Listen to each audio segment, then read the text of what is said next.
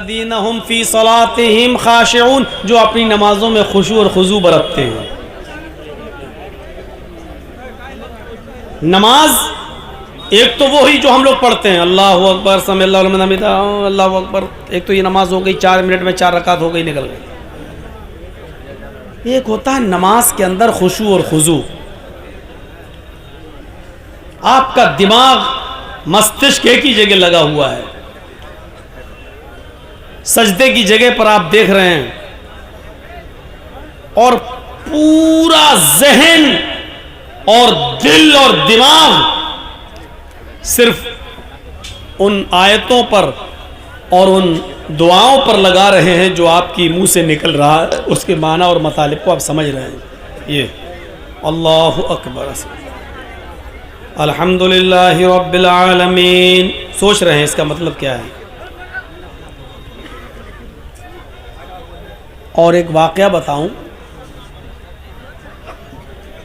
अल इसाबा में अहमद इब्न हजर अल अस्क़लानी ने अल इसाबा फ़ी तमीज़ सहाबा में इस वाक़े को नक़ल किया है कि इमाम मालिक रहमतुल्लाह अलैह मस्जिद नबवी की जिस मस्जिद में, मस्जिद नबवी में इमामत करते थे, वहाँ एक बहुत बड़े मुहद्दिस जलील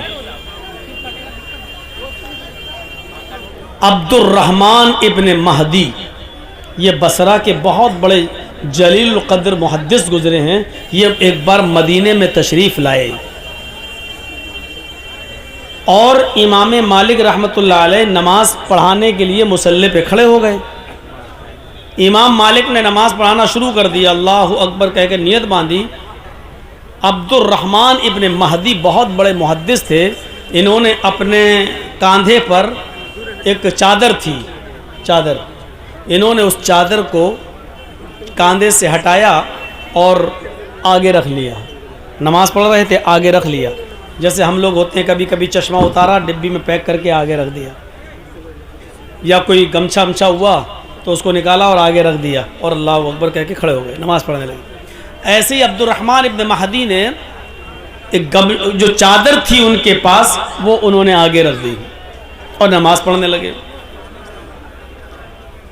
जब इमाम मालिक रहमतुल्लाह अलैह ने नमाज पढ़ाकर सलाम फेरा तो मुक्तदी उनको देख रहे हैं, अब्दुर्रहमान इब्न महदी को, ये इन्होंने क्या किया, कौन है ये आदमी, हमारी मस्जिद के हालात से वाकिफ़ नहीं है, अहले मदीना से वाक़फ़ियत नहीं रखता। नमाज की हालत में इसने अपने कंधे की चादर को ज़मीन पर अपने आगे रख दिया और नजरें उठा उठाकर इमाम मालिक को देखने लगे, गोया कि उनकी आंखें शिकायत कर रही थी कि इस आदमी की वजह से मेरी नमाज में डिस्टर्ब हो गया है। इन्होंने अपनी चादर नमाज पढ़ने में अपने आगे डाल दी और हमारी नजरें उस चादर पर पड़ गईं, यानी इनकी वजह से हमारी नमाज में डिस्टर्ब हुआ। थोड़ी देर के बाद इमाम मालिक रहमतुल्लाह अलैह ने हुक्म दिया कि इस आदमी को पकड़ो और कैद खाने में डाल दो, इस आदमी को पकड़ो और जेल में डाल दो। सिर्फ इतनी सी बात पर कि उन्होंने नमाज पढ़ी और ये चादर उठाई और आगे रख दिया। अल्लाह, ये सिर्फ चादर आगे थी, कहाँ डाल दिया, जेल में। शाम होने से पहले पहले इमाम मालिक रहमतुल्लाह अलैह को पता चलता है कि जिस आदमी को मैंने जेल में डलवाया है वो कोई मामूली आदमी नहीं है, वो अपने शहर बसरा का बहुत बड़ा मुहद्दिस है, हदीसों का जानकार है, कुरान और हदीस का बहुत बड़ा आलिम है। इमाम मालिक रहमतुल्लाह अलैह ने कैद से लाने का हुक्म दिया कि उस आदमी को छोड़ दिया जाए और मेरे सामने पेश किया जाए। शाम होने से पहले पहले उनको कैद खाने से निकाला जाता है और इमाम मालिक रहमतुल्लाह अलैह के सामने उनको पेश किया जाता है। इमाम मालिक रहमतुल्लाह अलैह उनसे कहते हैं, क़द अहदस्ता फी मस्जिदिना शैअन मा नारिफुहु, तुमने आज एक नई चीज हमारी मस्जिद के अंदर ईजाद कर दी है, तुमने एक नया तरीका मेरी मस्जिद के अंदर निकाल दिया है जिसको हम में से कोई नहीं जानता। आज तक पूरे मदीना में किसी ने अपने नमाज पढ़ते हुए अपने आगे कोई चीज नहीं रखी। कोई चीज नहीं रखी और तुमने चादर रख दी अपने सामने। तुमने नमाजियों की नजर को अपनी तरफ मुतवज्जो कर लिया, मशगूल हो गए लोग तुम्हारी चादर देखने पर। यह नमाज के खुशू और खुजू के खिलाफ है। आइंदा इस बात का ख्याल रखना, हदीसों के जानकार होते हुए, अच्छे आलिम होते हुए भी तुमने ये काम किया, क्या तुम्हें मालूम नहीं था? डांट दिया उनको और बाउंडेशन उनके ऊपर लगा दी कि आइंदा अगर ऐसा किया तो अच्छा नहीं होगा, जेल में सड़ना पड़ेगा तुम्हें, कैद खाने के अंदर। अब आप देख लीजिए, हमने मोबाइल निकाला आगे रख दिया, हमने रुमाल निकाला आगे रख दिया, कोई चीज़ है हमने अपने आगे रख दी और अल्लाह अकबर ऐसे नमाज पढ़ने लगे। तो मैं ये कहना चाहता हूँ, हालांकि बहुत सी चीज़ें आगे रखी जाती हैं, आप मैदान में हैं तो सुतरा आगे रखेंगे, अगर आप नमाज पढ़ रहे हैं कोई लाठी वगैरह या कोई चीज़ सुतरा कोई चीज़ आप बनाएंगे, लेकिन मेरे भाइयों नमाज के खुशू और खुजू का एहतमाम इतना ज़्यादा था कि इमाम मालिक रहमतुल्लाह अलैह ने सिर्फ चादर को आगे डालने के एवज में उस आदमी को कैद खाने में डाल दिया, अब्दुर्रहमान इब्न महदी। तो नमाज में खुशू और खुजू होना चाहिए। अल्लाह के नबी सल्लल्लाहु अलैहि वसल्लम तो ये बताते हैं कि ताबुदल्लाह का अन्नका तरा फ़इन लम तकुन तरा फ़इन्नहु यराक। जब अल्लाह की इबादत करो तो इस तरह करो गोया कि तुम अल्लाह को देख रहे हो, और अगर ये तसव्वुर न कर सको तो ये समझ लो, ये तसव्वुर अपने अंदर पैदा जरूर कर लो कि हम नहीं देख रहे लेकिन वो हमें जरूर देख रहा है। जब तुम ये तसव्वुर करोगे कि अल्लाह हमें देख रहा है तो यकीनन उस नमाज को अच्छी तरीके से खुशू और खुजू के साथ पढ़ने की कोशिश करोगे। तो एक लिस्ट यहाँ बयान कर दी गई है, क़द अफ़लहल मुमिनून अल्लज़ीना हुम फ़ी सलातिहिम ख़ाशिऊन।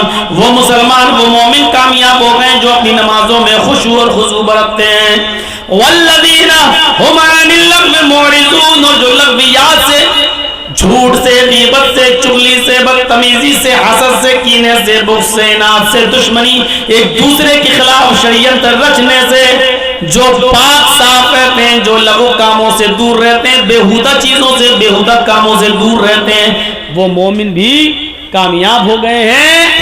वल्लज़ीना हुम लिज़्ज़काति फ़ाइलून, जो अपने माल की पूरी पूरी ज़कात अदा करते हैं, अपने माल की पूरी पूरी ज़कात देते हैं, एक पैसा भी उसमें कमी नहीं करते हैं, गरीबों का हक अदा करते हैं, पूरी पूरी माल की ज़कात देते हैं, ये मोमिन भी कामयाब हो गए हैं।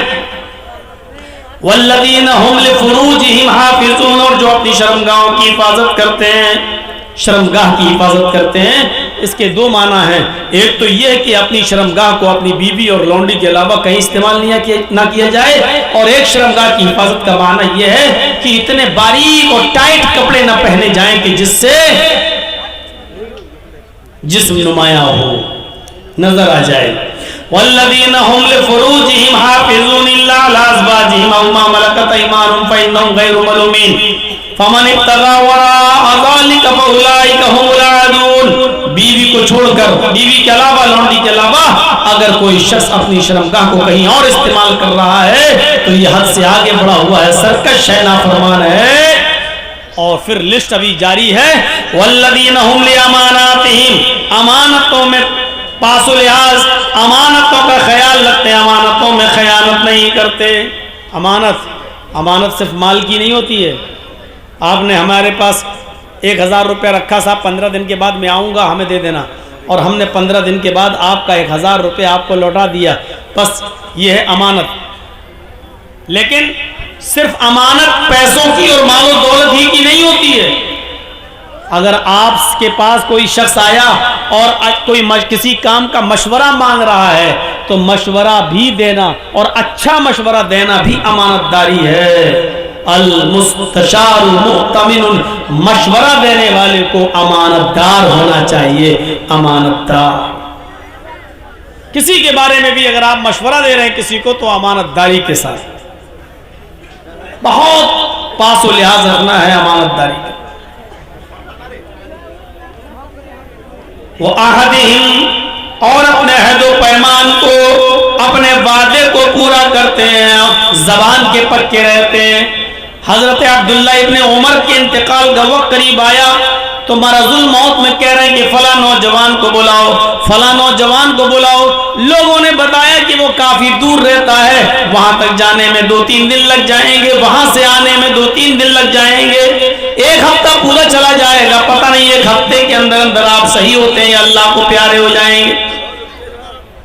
तो अब्दुल्लाह इब्ने उमर ने वसीयत की, लोगों मैंने उस नौजवान से वादा किया था, मैंने उस नौजवान से वादा किया था जब मेरी बेटी जवान हो जाएगी, मेरी बेटी बालिग हो जाएगी तो मैं अपनी बेटी का निकाह तुम्हारे साथ कर दूंगा। मेरी बेटी बालिग हो चुकी है, मैं अपनी बेटी का निकाह उस नौजवान से करना चाहता हूं। मुझे अभी तक वो जबान याद है जो मैंने उस नौजवान को दी थी, मुझे अपना वादा याद है जो मैंने उस नौजवान से किया था। अरे लोगों, जाओ उसको लेकर आओ। अगर 4-5-6 दिन में वो आ जाता है, अगर तुम उसको लाए और मेरे सामने पेश कर दिया, अगर मेरी जिंदगी में वो नौजवान आ गया तो मैं अपनी बेटी का निकाह उसके साथ खुद करूंगा। और अगर वो नौजवान मेरी जिंदगी में नहीं आ पाया, उसको यहाँ आने से पहले ही अगर मेरा इंतकाल हो जाए तो तुम सब गवाह रहना, मैंने इजाजत दे दी है, मेरी बेटी का निकाह उस नौजवान के साथ कर देना, क्योंकि मैंने उसको जबान दी थी, मैंने उससे वादा किया था। यहाँ तो जिस लड़के के साथ रिश्ता लगा है उससे भी अच्छा कोई लड़का अगर मिल गया तो इतने ऐब लगाकर इस लड़के को छोड़ दिया जाएगा कि वो कहेगा भैया तुम्हें निकाह ना करना था मत करते, कम से कम इल्जाम तो मत लगाते इतना ज्यादा मेरे ऊपर। ये हाल होता है। याद रखना, मोमिन की पहचान ये है कि वो अपनी जबान पर पक्का रहता है। वल्लज़ीना हुम लिअमानातिहिम व अहदिहिम राऊन। लिस्ट गिनते जाइए, गिनते जाइए। जो नमाज के पाबंद रहते हैं, खुशू खुजू बरतते हैं, लग़वियात से दूर रहते हैं, ज़कात की पाबंदी से अदायगी करते हैं, शर्मगाह की हिफाजत करते हैं, अमानतों का ख्याल रखते हैं और वादे पर कायम रहते हैं, अहदो पैमान जो पूरा अहदो पैमान पर पूरा उतरते हैं। इसके बाद एक चीज और, वल्लज़ीना हुम अला सलातिहिम युहाफ़िज़ून, और जो अपनी नमाजों की हिफाजत करते हैं। ये लिस्ट में ये चीज भी शामिल है, नमाजों की हिफाजत। एक तो ये हुआ कि कोई मैच आ रहा है, चलो देख लें बाद में पढ़ लेंगे। जोहर निकल गई, 3 बजे मैच खत्म हुआ, अब पढ़ रहे हैं जोहर, जानबूझ के टाइम निकाला आपने। मुस्नद अहमद के अंदर अनस इब्न मालिक का एक वाकया नकल किया गया है। उमर इब्न अब्दुल अजीज के जमाने में हजरत अनस इब्न मालिक, हजरत अनस इब्न मालिक, जब उमर इब्न अब्दुल अजीज का दौर आया तो अनस इब्न मालिक कभी कभी उनके पीछे नमाज पढ़ लिया करते थे और कभी पहले मस्जिद में नमाज पढ़कर निकल जाया करते थे और उनके पीछे नमाज नहीं पढ़ते थे, जबकि अमीर की इताअत करना जरूरी होता है। लेकिन हजरत अनस कभी पहले नमाज पढ़ लेते थे और कभी उनके साथ पढ़ते थे। लोगों ने शिकायत की, खलीफा उमर इब्न अब्दुल अजीज, अनस पर नजर डालो, अनस इब्न मालिक पर, कभी कभी वो आपके पीछे नमाज पढ़ते हैं और कभी पहले पढ़ के निकल जाते हैं। मुझे डर लगता है कहीं एक फितना खड़ा ना कर दें, जमात के अंदर इंतशार पैदा ना कर दें, ये इख्तिलाफ की एक दीवार ना उठा दें। उमर इब्न अब्दुल अजीज ने हजरत अनस को बुलाया और हजरत अनस को बुलाने के बाद उनसे पूछा, कभी मैं तुम्हें मस्जिद में अपने पीछे नमाज पढ़ते हुए देखता हूं और कभी देखता हूं कि तुम मुझसे पहले भी नमाज पढ़ के निकल जाते हो, कभी कभी तुम मेरे पीछे नमाज नहीं पढ़ते हो, तुम्हारे दिल में क्या वो मैं जानना चाहता हूं। आखिर पहले नमाज पढ़ने का क्या मकसद है जब नमाज होना ही होती है, और मुझे नमाज पढ़ना है तो मेरे पीछे ना पढ़ के तुम पहले नमाज पढ़ के क्यों निकल जाते हो। तो अनस इब्न मालिक ने जो जवाब दिया उसको गौर से सुनिए। मुस्नद अहमद की जिल्द 6 के अंदर ये आज तक लिखा हुआ है। हजरत अनस इब्न मालिक जवाब देते हैं, खलीफतुल मोमिनीन, आए खलीफतुल मुस्लिमीन, अमीरुल मोमिनीन, आपने बिल्कुल सच फरमाया।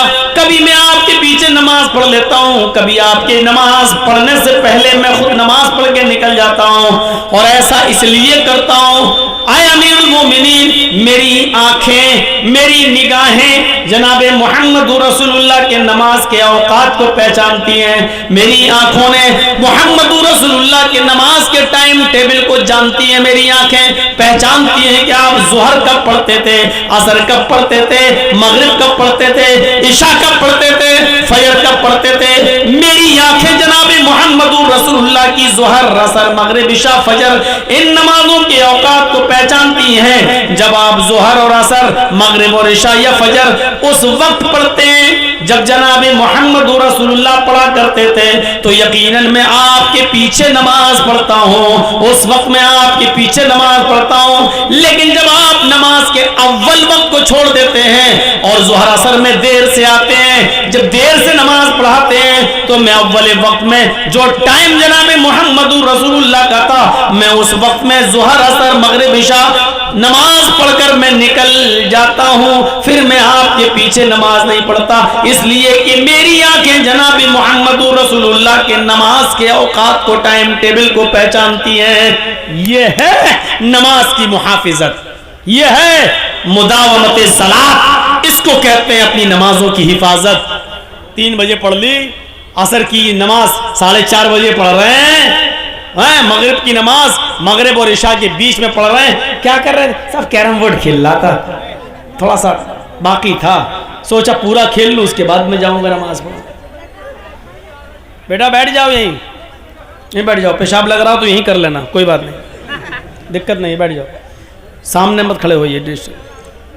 वल्लज़ीना हुम लिअमानातिहिम व अहदिहिम राऊन वल्लज़ीना हुम अला सलातिहिम युहाफ़िज़ून। एक लिस्ट बताने के बाद फिर क्या कह रहा अल्लाह? उलाइका हुमुल वारिसून अल्लज़ीना यरिसूनल फिरदौस हुम फ़ीहा खालिदून। यही वो लोग हैं जो वारिस हैं। उलाइका हुमुल वारिसून, यही लोग मालिक हैं, यही लोग वारिस हैं। किसके वारिस हैं? अल्लज़ीना यरिसूनल फिरदौस, जन्नतुल फिरदौस के वारिस हैं। यानी ये काम करने वाले कहां जाएंगे? जन्नतुल फिरदौस में। हुम फीहा खालिदून, फिर वहां से कभी नहीं निकाले जाएंगे, हमेशा जन्नत के अंदर रहेंगे। ये है वो रास्ते जिस रास्तों पर चलने के लिए हमें इस दुनिया में भेजा गया है। इन रास्तों पे चलिए और उस मकाम को पा जाइए जिस मकाम से आपके बाप आदम को और आपकी माँ हव्वा को निकाला गया है। दुनिया में इन्हीं रास्तों पे चलाने के लिए अल्लाह ताला ने हमें इस दुनिया में भेजा है, ताकि खोया हुआ मकाम हम दोबारा पा जाए। 18,000 का 20,000 का एंड्रॉयड मोबाइल लेकर उल्टी सीधी चीजें देखकर जहन्नम तो खरीद रहे हैं, यानी जहन्नम, और वो भी पैसा दे देकर हम जा रहे हैं, पैसा खर्च भी कर रहे हैं जहन्नम में जाने के लिए, लेकिन जन्नत बिना पैसों के मिल रही है, लेकिन हम उस जन्नत की तरफ नहीं लपकते।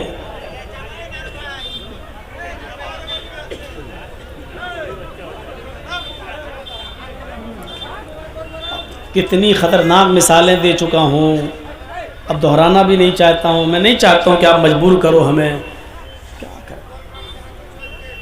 नहीं, अभी तक मैंने देखा बाहर ये अपने बच्चों को बैलून दिला रहे थे, जलेबी खरीद रहे थे, और जैसे ही जर्जी साहब आए तो अब सोचेंगे आगे बैठ जाएं, आगे। ये भी कम नहीं है, अब कम क्या, अब बोल नहीं पा रहा हूँ, नहीं तो माइक में बोल दूंगा अभी तो यूट्यूब, और ये लोग उसी को कट कर लेंगे, देखो मौलाना जर्जिस क्या बोले, तो उतने हिस्से को डाल देंगे। हमें इनसे ज़्यादा डर लगता है चैनल वालों से। भैया थोड़ा सा इधर आ जाओ, ऐसे हो जाओ, इनको भी देखने दो जो लोग बैठे हुए हैं। वैसे भी इतना आप ही लोगों की नज़र लगी है मेरे ऊपर जो इतना मोटा हूँ, देख रहे हो। ये जन्नत के रास्ते जो फ्री में मिल रहे हैं, देखिए जन्नत कितनी आसान है। मन क़ाल ला इलाहा इल्लल्लाहु दखलल जन्नह, लीजिए, जिसने कहा ला इलाहा इल्लल्लाह वो जन्नत में जाएगा। कितना पैसा खर्च हो रहा है, उड़ते बैठते चलते फिरते ला इलाहा इल्लल्लाह पढ़ने में हमें क्या लग रहा है? जन्नत मिल रही है, बैठे बैठे मिल रही है, लेकिन नहीं चाहिए। अच्छा, ला इलाहा इल्लल्लाह कह देने से जन्नत मिल जाएगी? तब तो महात्मा गांधी भी कहता था, अंबेडकर भी कहते थे, इसलिए शर्त लगा दी बुखारी में, मन क़ाल ला इलाहा इल्लल्लाहु सिद्क़न लिल क़ल्बि दखलल जन्नह। जिसने ला इलाहा इल्लल्लाह का सिद्क़ दिल से, दिल की गहराई से, सच्चे दिल से ला इलाहा इल्लल्लाह का माना क्या? अल्लाह के अलावा कोई माबूद नहीं। जिसने दिल से माना कि अल्लाह के अलावा कोई माबूद नहीं और दिल से इस बात की गवाही दी, और दिल से जो गवाही देगा वो कभी पलटेगा नहीं, हमेशा अल्लाह ही की इबादत करेगा। तौहीद का मामला कोई किराना मर्चेंट की दुकान नहीं है, नेता लोगों की दुकान नहीं है। मुसलमानों के स्टेज पे आए तो टोपी लगा ली, मंदिर में पहुंच गए तो टीका लगा लिया। ये तौहीद है, तौहीद।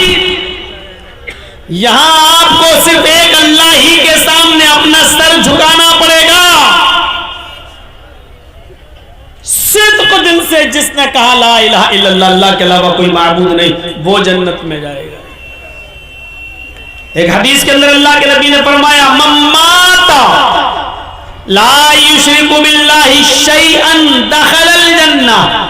जो इस हाल में मरा कि वो अल्लाह के साथ किसी को शरीक नहीं करता था, वो जन्नत के अंदर जाएगा। यानी मरते दम तक वो किसी गैर के पास आस्ताने पे नहीं जाता था।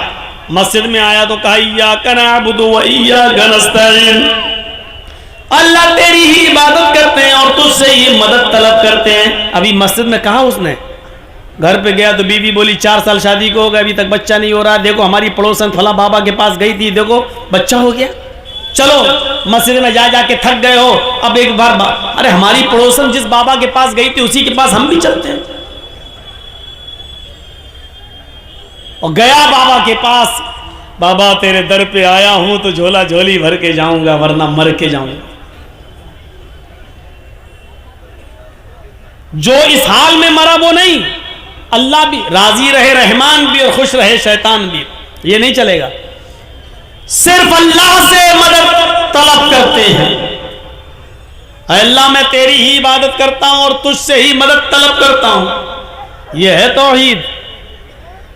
एक सहाबी अल्लाह के नबी के पास आए, बदवी थे, अराबी थे, देहाती थे। अल्लाह के नबी मैं दूर से आया हूं और दूर जाना है, अपना काम हो गया, सोचा जाते वक्त आपसे मिल लूं।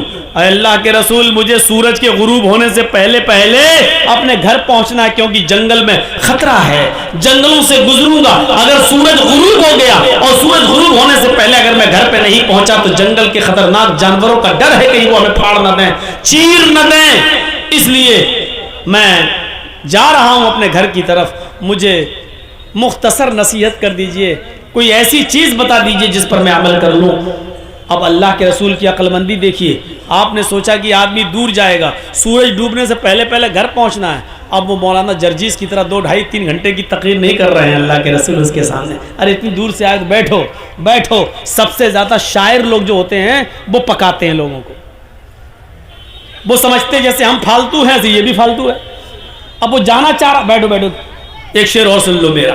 अब वो शेर सुना रहा, अब वो तारीफ थोड़ा सा कर दिया, माशाल्लाह शेर बहुत अच्छा, वाह वाह क्या बात। अरे बैठो यार, ऐसे तो हमारे पास 10-15 शेर हैं। और सुना रहा है, अरे सुनो बैठो यार, चाय पिला, 2 चाय देना मलाई मार के। चाय भी पिला रहा है, शेर भी सुना रहा है। अल्लाह के रसूल ने कोई ऐसा काम नहीं किया, जानते हैं, दानिशमंद हैं, अक्लमंद हैं, मसलिहत का तकाजा है, इस वक्त इसको घर जाना है, सूरज डूबने से पहले घर पहुंचना है, और कह रहा है कि अल्लाह के रसूल मुझे कुछ नसीहत कर दीजिए। तो आपने इतनी मुख्तसर नसीहत करके उसको रुखसत कर दिया कि आप दंग रह जाएंगे। अल्लाह के नबी ने कहा तुम जा रहे हो, जाओ, अल्लाह करे कि तुम शाम से पहले, सूरज डूबने से पहले खैर आफियत के साथ घर पहुंच जाओ। लेकिन रास्ते में याद रखना, एक ही नसीहत की मैं कर रहा हूं, इज़ा सअलता फस्अलिल्लाह व इज़ा इस्तअनता फस्तईन बिल्लाह। जब सवाल करने की जरूरत आ जाए तो सिर्फ अल्लाह से सवाल करना, और जब कोई चीज मांगने की और मदद तलब करने की जरूरत आ जाए तो सिर्फ एक अल्लाह से मदद तलब करना। हदीस की दूसरी किताबों में लिखा है, अगर जूते का तस्मा भी टूट जाए, जूते का तलवा भी अगर टूट जाए तो वो भी एक अल्लाह से मांगना, किसी गैर के सामने हाथ मत फैलाना। ये मुख्तसर नसीहत करके अल्लाह के रसूल ने उसको रुखसत कर दिया। तो मम्माता ला युशरिकु बिल्लाहि शैअन, जो इस हाल में मरा कि वो अल्लाह के साथ किसी को शरीक नहीं करता था, तो वो जन्नत के अंदर जाएगा। ये जन्नत में जाने के रास्ते हैं, कितना पैसा खर्च हो रहा है। मन काना आखिरु कलामी ला इलाहा इल्लल्लाहु दखलल जन्नह, जिसकी जबान से आखिरी जुमला निकला ला इलाहा इल्लल्लाह और निकलते ही वो मर गया, यानी उस मर्जुल मौत में मुब्तला है और आखिरी जुमला मरने से पहले उसकी जबान से निकला ला इलाहा इल्लल्लाह, हो गया। ला इलाहा इल्लल्लाह कहने के बाद उसको एक्सपायर हो गया, डेथ हो गई, उसकी इंतकाल कर गया। तो अल्लाह के नबी फरमाते हैं कि ला इलाहा इल्लल्लाह पर उसका इंतकाल हुआ, उसकी जबान से आखिरी जुमला ला इलाहा इल्लल्लाह निकला, दखलल जन्नह, वो कहाँ जाएगा? जन्नत के अंदर दाखिल हो। ये रास्ते हैं जन्नत में जाने, जिनके लिए हम भेजे गए इस दुनिया में, इन रास्तों पे चलो। अल्लाह के नबी मस्जिद नबवी में बैठे हुए हैं, आपके साथ चंद साहबा हैं और आपने एक इशारा किया और अंदर चले गए हुजरे में। आपने फरमाया मेरी उम्मत में से 70,000 अफराद ऐसे हैं जो बगैर हिसाब व किताब के जन्नत के अंदर दाखिल होंगे।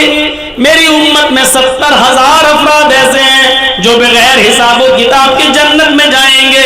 अल्लाह उनसे कोई हिसाब व किताब नहीं लेगा, उनकी शक्लें देखेगा और फरिश्तों को हुक्म देगा, ओ फरिश्तों इनको जन्नत में ले जाओ, फरिश्तों इनको जन्नत में दाखिल कर दो। उनसे हिसाब व किताब नहीं लिया जाएगा। ये कहकर अल्लाह के रसूल हुजरे में चले गए।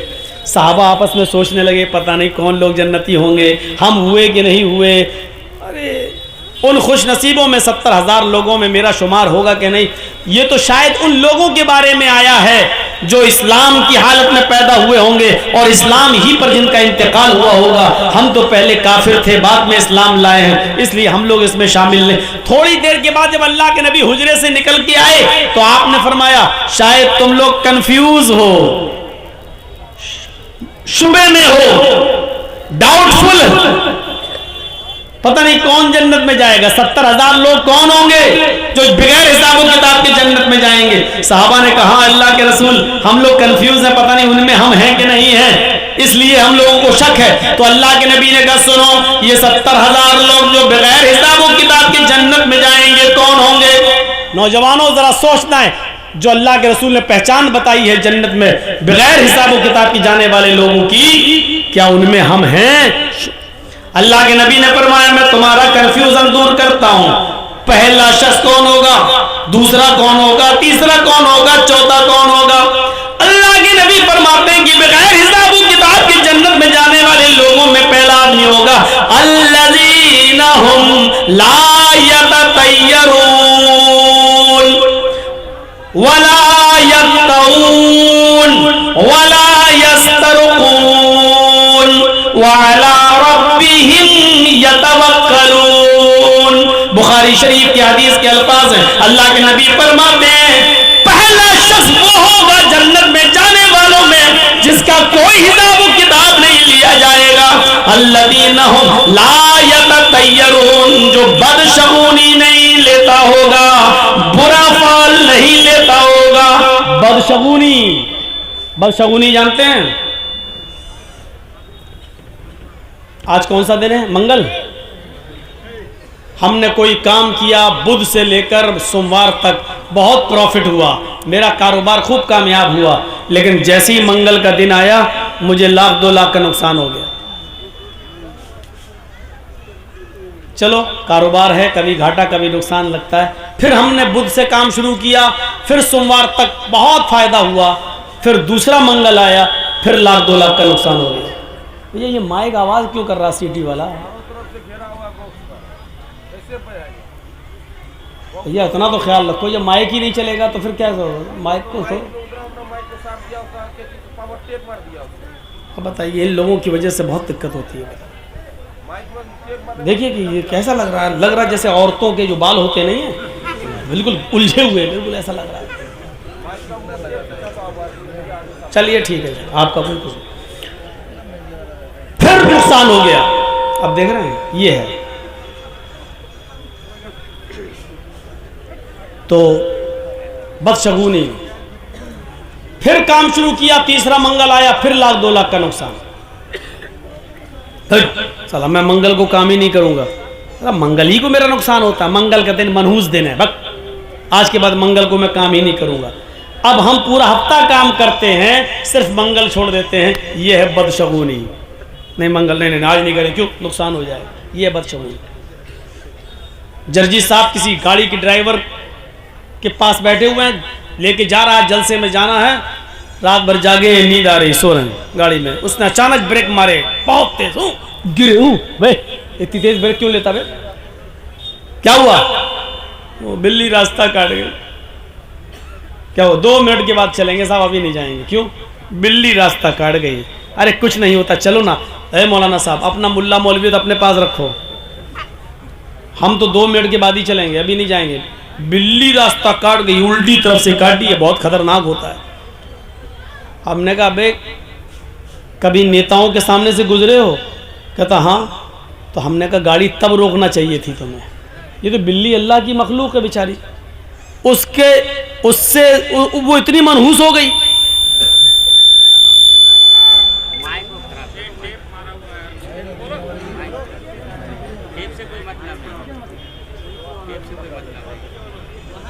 क्या समझ में नहीं आता। अच्छा ये तो और भी जगह लगते हैं, हम तो 20 साल से तकरीरें कर रहे हैं, सिर्फ आज ही थोड़ी आवाज़ आ रही है, तो वही हटा दो भैया, कौन सा है टेप, और टेप खोलेंगे तो सब खुल जाएगा। अच्छा सुन, तो रास्ता ही काटना था या गाड़ी को रोकना ही था, तो ये बड़े बड़े नेता जब रास्ता काटते तब रोकना चाहिए गाड़ी, ये कमीने इन लोगों ने मनहूस कर दिया, हाँ तो नहीं, बिल्ली ने रास्ता काटा तो रोक दिया। हाजी साहब हज करने जा रहे थे, वापस आ गए घर, बीवी ने कहा क्या हुआ, बिल्ली रास्ता काट दी, बिल्ली रास्ता काट दी, ये है बदशगुनी लेना। तो जो बदशगुनी नहीं लेते होंगे, पहली चीज, दूसरी चीज पे नजर डालिएगा, वला यक्तऊन, जो अपने जिस्म को दगवाते नहीं होंगे। एक होता दागना, दागा जाता है जिस्म पर, एक होता है वो बड़ी नोक वाली चीज से लेकर अपना नाम लिखना या किसी और का नाम लिखवाना, और इस तरीके से लिखवाना कि फिर वो साबुन आबुन से भी धुलता नहीं है, मिटता नहीं है, दगवाना। पढ़िए अल मकतबा शामिला फतावा दायमा फतावा कमेटी के फतवे को, शेख सालेह अल उसैमीन का फतवा देखिए, जो लोग अपने जिस्म को दगवाते हैं, ये दागना, लड़के ने लड़की का नाम लिख लिया, लड़की ने लड़के का नाम लिख लिया, ये दागते जो मिटता नहीं है।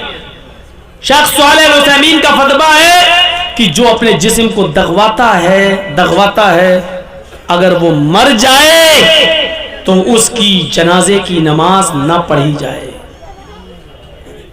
उसको मुसलमानों के कब्रिस्तान में दफन न किया जाए, ये दगवाना है। वला यक्तऊन, जो अपने जिस्म को दगवाते नहीं होंगे। और तीसरी चीज, वला यस्तरऊन, झाड़ फूक नहीं करते होंगे। झाड़ फूक एक मसला याद रखिएगा, कुरान की सूरत को पढ़कर दम करना, सूरह फातिहा और मुअव्वज़तैन वगैरह पढ़कर, कुल औज़ु बिरब्बिल फलक, कुल औज़ु बिरब्बिन नास पढ़कर दम करने में कोई हर्ज नहीं है। आप ये दुआएं पढ़कर दम कर सकते हैं, लेकिन अगर कोई शख्स बीमार है और ये भी ना करे और ये कहे कि अल्लाह ने बीमार किया है, अल्लाह ही पर हमें भरोसा है, वही हमें ठीक करेगा, जो झाड़ फूक ना करवाए, बस उसने बीमार किया वही ठीक करेगा, और ऐसे ही रह जाए तो ये भी जन्नत में जाने वाला एक रास्ता है, जो झाड़ फूक नहीं करते होंगे। एक औरत अल्लाह के नबी के पास आई और कहा, अल्लाह के रसूल मुझे मिर्गी के दौरे पड़ते हैं, और जब मैं जमीन पर गिरती हूं तो मैं नंगी हो जाती हूं, बरहना हो जाती हूं, फदउल्लाह ली, मेरे लिए अल्लाह से दुआ कीजिए कि अल्लाह मुझे मिर्गी के दौरे से नजात अता फरमाए। तो अल्लाह के नबी ने फरमाया, ऐ खातून, ऐ औरत, तेरे लिए मेरे पास 2 रास्ते हैं। पहला रास्ता यह है कि तू सब्र कर, पहला रास्ता यह कि मिर्गी के इन दौरों में तू सब्र कर, लकिल जन्नह, तेरे लिए जन्नत है, यानी मैं दुआ नहीं करूंगा तेरे लिए, तुझे जब मिर्गी का दौरा पड़े तो इस बीमारी में तू सब्र कर, तेरे लिए जन्नत है। और दूसरा रास्ता यह है कि मैं तेरे लिए दुआ कर देता हूं, तुझे आज के बाद मिर्गी के दौरे नहीं पड़ेंगे, लेकिन इसमें तेरे लिए जन्नत है या नहीं ये अल्लाह बेहतर जाने, ये अल्लाह बेहतर जाने। तेरे जन्नती होने की कोई गारंटी नहीं है। अमल अच्छे होंगे तो जन्नती, अमल में कमी होगी तो कोई गारंटी नहीं है। लेकिन अगर अपनी बीमारी पर सब्र करती है तो हर हाल में तुझे इंशाअल्लाह जन्नत मिलेगी। तेरे सामने मैंने दोनों ऑप्शन रख दिए हैं, बता तेरे लिए दुआ करूं और अल्लाह तुझे ठीक कर दे, लेकिन जन्नत की गारंटी नहीं है। और दूसरी चीज, दूसरा ऑप्शन यह है कि तू इसी बीमारी में रह जा और इस बीमारी में सब्र कर, लकिल जन्नत, तेरे लिए जन्नत है। कहने लगी अल्लाह के रसूल तब मेरे लिए दुआ मत कीजिए, तब मैं सब्र करूंगी। अगर सब्र पे जन्नत मिल रही है तो फिर मैं सब्र करूंगी इस बीमारी पर, इंशाअल्लाह अल्लाह मुझे जन्नत देगा। लेकिन अल्लाह के रसूल ऐसा कर दीजिए, मेरे लिए इतनी दुआ तो कर ही दीजिए कि जब मिर्गी का दौरा मुझे पड़े और मैं जमीन पर गिर जाऊं तो मेरा जिस्म नुमाया ना हो, मेरा सतर ना खुले, मेरी शर्मगाह ना दिखे, मैं बेपर्दा ना हो, ये दुआ कर दीजिए अल्लाह ताला से। अल्लाह के नबी ने फरमाया हाँ ये ठीक है, इतनी दुआ हम तुम्हारे लिए जरूर कर देते हैं कि तुम्हें मिर्गी का जब दौरा पड़े तो अल्लाह तुम्हें बरहना ना करे। उस औरत ने सब्र किया, अल्लाह के रसूल से अपनी बीमारी की शिफा के लिए दुआ फिर नहीं कराई, सब्र किया, सब्र किया। तो मेरे भाइयों जरा गौर कीजिएगा। और तो दुआ कहते नहीं मौलाना, दुआ करना और मस्जिदों में बाकायदा दुआ होती है, सब गांव में फला आदमी बीमार है उनके लिए दुआ करो, अल्लाह ताला शिफाए कामिला और आजिला अता फरमाए। मैं ये नहीं कह रहा हूं कि नाजायज है, दुआ कराई जा सकती है, की जा सकती है, लेकिन बीमारी पर सब्र करना और अपनी बीमारी को अल्लाह के भरोसे पर छोड़ देना कि उसने बीमार किया वही ठीक करेगा, किसी मुल्ला मौलवी के पास जाके झाड़ फूक न कराया और उस पर सब्र किया, तो ये लोग भी बगैर हिसाब और किताब की जन्नत में जाने वाले लोगों में से होंगे।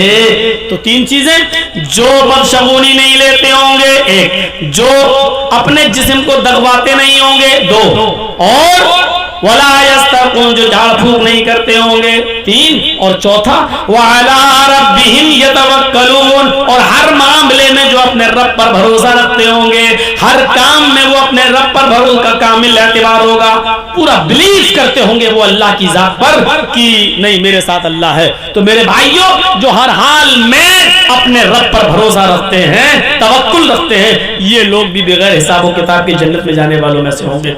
ये सुनकर हजरत औकाशा इब्न महसन उठते हैं और अर्ज करते हैं कि अल्लाह के नबी सल्लल्लाहु अलैहि वसल्लम मेरे लिए दुआ कीजिए कि अल्लाह इन 70,000 लोगों में मुझे भी शामिल कर ले।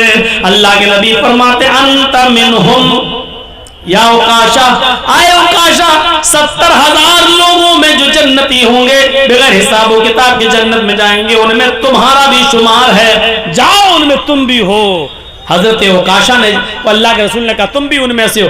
ये सुनकर एक और सहाबी उठे, कहा अल्लाह के रसूल मेरे लिए भी दुआ करिए, अल्लाह मुझे भी 70,000 लोगों में कर दे। अल्लाह के नबी फरमाते हैं सबक़त औकाशा, तुम्हारे ऊपर औकाशा सबकत ले गया है, औकाशा आगे बढ़ गया है, अब किसी और के लिए दुआ नहीं की जा सकती है, औकाशा के लिए कर दी, अब खुद कोशिश करो और इन 70,000 लोगों में बनने की कोशिश खुद अब आपको करना है, अब दुआ नहीं की जाएगी किसी के लिए। तो मेरे भाइयों ये देखिए जन्नत में जाने वाला रास्ता, बैठे बैठे जन्नत। अभी आप कितना हंगामा कर रहे हैं, जलसा हो रहा, तकीर हो रही, लेकिन शोर, लेकिन जरा देखिए एक जन्नत में जाने वाला रास्ता। मा मिनकुम मिन अहदिन यतवज़्ज़उ फयुहसिनुल वुज़ूअ थुम्मा क़ाल अशहदु अल्ला इलाहा इल्लल्लाह व अशहदु अन्ना मुहम्मदन अब्दुहु व रसूलुहु इल्ला फुतिहत लहू अब्वाबुल जन्नतिस समानिया। मुस्लिम शरीफ की हदीस, मुस्लिम की हदीस पूरी आपके सामने। मा मिनकुम मिन अहदिन यतवज़्ज़उ, तुम लोगों में से जिसने भी वुजू बनाया, लीजिए वुजू बनाने में कितना पैसा खर्च हो रहा है। मा मिनकुम मिन अहदिन यतवज़्ज़उ, तुम लोगों में से जिसने वुजू बनाया, फयुहसिनुल वुज़ू, और अच्छी तरीके से वुजू बनाया, एक तो होता वजू बनाना और एक होता अच्छी तरीके से वजू बनाना, दोनों में फर्क हो गया। मौलाना जजीज साहब मस्जिद में बैठकर वजू बना रहे हैं, जमात खड़ी है, एक आदमी बगल में आया, है मौलाना, हाँ जमात खड़ी हो गई, कब हुई? हाँ हो गई। कितनी रकात निकल गई है? सब 2 रकात निकल गई है। अच्छा 2 निकल गई, 2 बची, हाँ बैठा, जल्दी से 2, अल्लाह, ये 2 तो मिल जाए कम से कम, 2 निकल गई, 2 मिल जाए, और उल्टा सीधा वजू बना के पहुंच गया मस्जिद में। ये है वजू। फयुहसिनुल वजू, वजू बनाने की शर्त नहीं है, जिसने वजू बनाया और अच्छी तरीके से वजू बनाया, अच्छी तरीके से वजू, 3 बार हाथ धोइए और पढ़िए ज़ादुल माद इब्न क़य्यिम की, ये हाथ धोते वक्त ये दाएं हाथ की उंगली बाएं हाथ के अंदर, ये, और बाएं हाथ की उंगली दाएं हाथ के अंदर, ये, और फिर जब कुल्ला करें तो चुल्लू में पानी भरिए, आधा पानी मुंह में और आधा नाक के अंदर जोर से खींचिए, लेकिन रोजे की हालत में नहीं, आधा आधा अंदर नाक में। ये मौलाना साहब क्या बता रहे हैं? अफजल यही है, 3 बार कुल्ला भी कर सकते हो, 3 बार नाक में पानी अलग से भी डाल सकते हो, वो भी जायज है, लेकिन अफजल ये है 3 बार कुल्ला कर रहे हैं तो आधा पानी मुंह में और आधा नाक के अंदर तेजी से, हाँ, उसके बाद दाहिने हाथ की उंगली से दांत मलिए, ये और बाएं हाथ की 2 उंगलियां, एक अंगूठा और एक अंगूठे के बगल वाली ये उंगली, ये दोनों नाक में ले जाइए ऐसे, हाँ वैसे, और फिर ये अंगूठे से ये दबाइए नथुना और झाड़िए कस के, हाँ, फिर ये, हाँ मैं ज्यादा जोर से नहीं कर रहा हूं वरना बाबा रामदेव का असली घी यही, ये, हाँ, और ये, हाँ, फिर इसको झाड़ दिए, फिर दोबारा लीजिए, आधा मुंह में आधा नाक में, फिर वही करिए जो अभी बताया।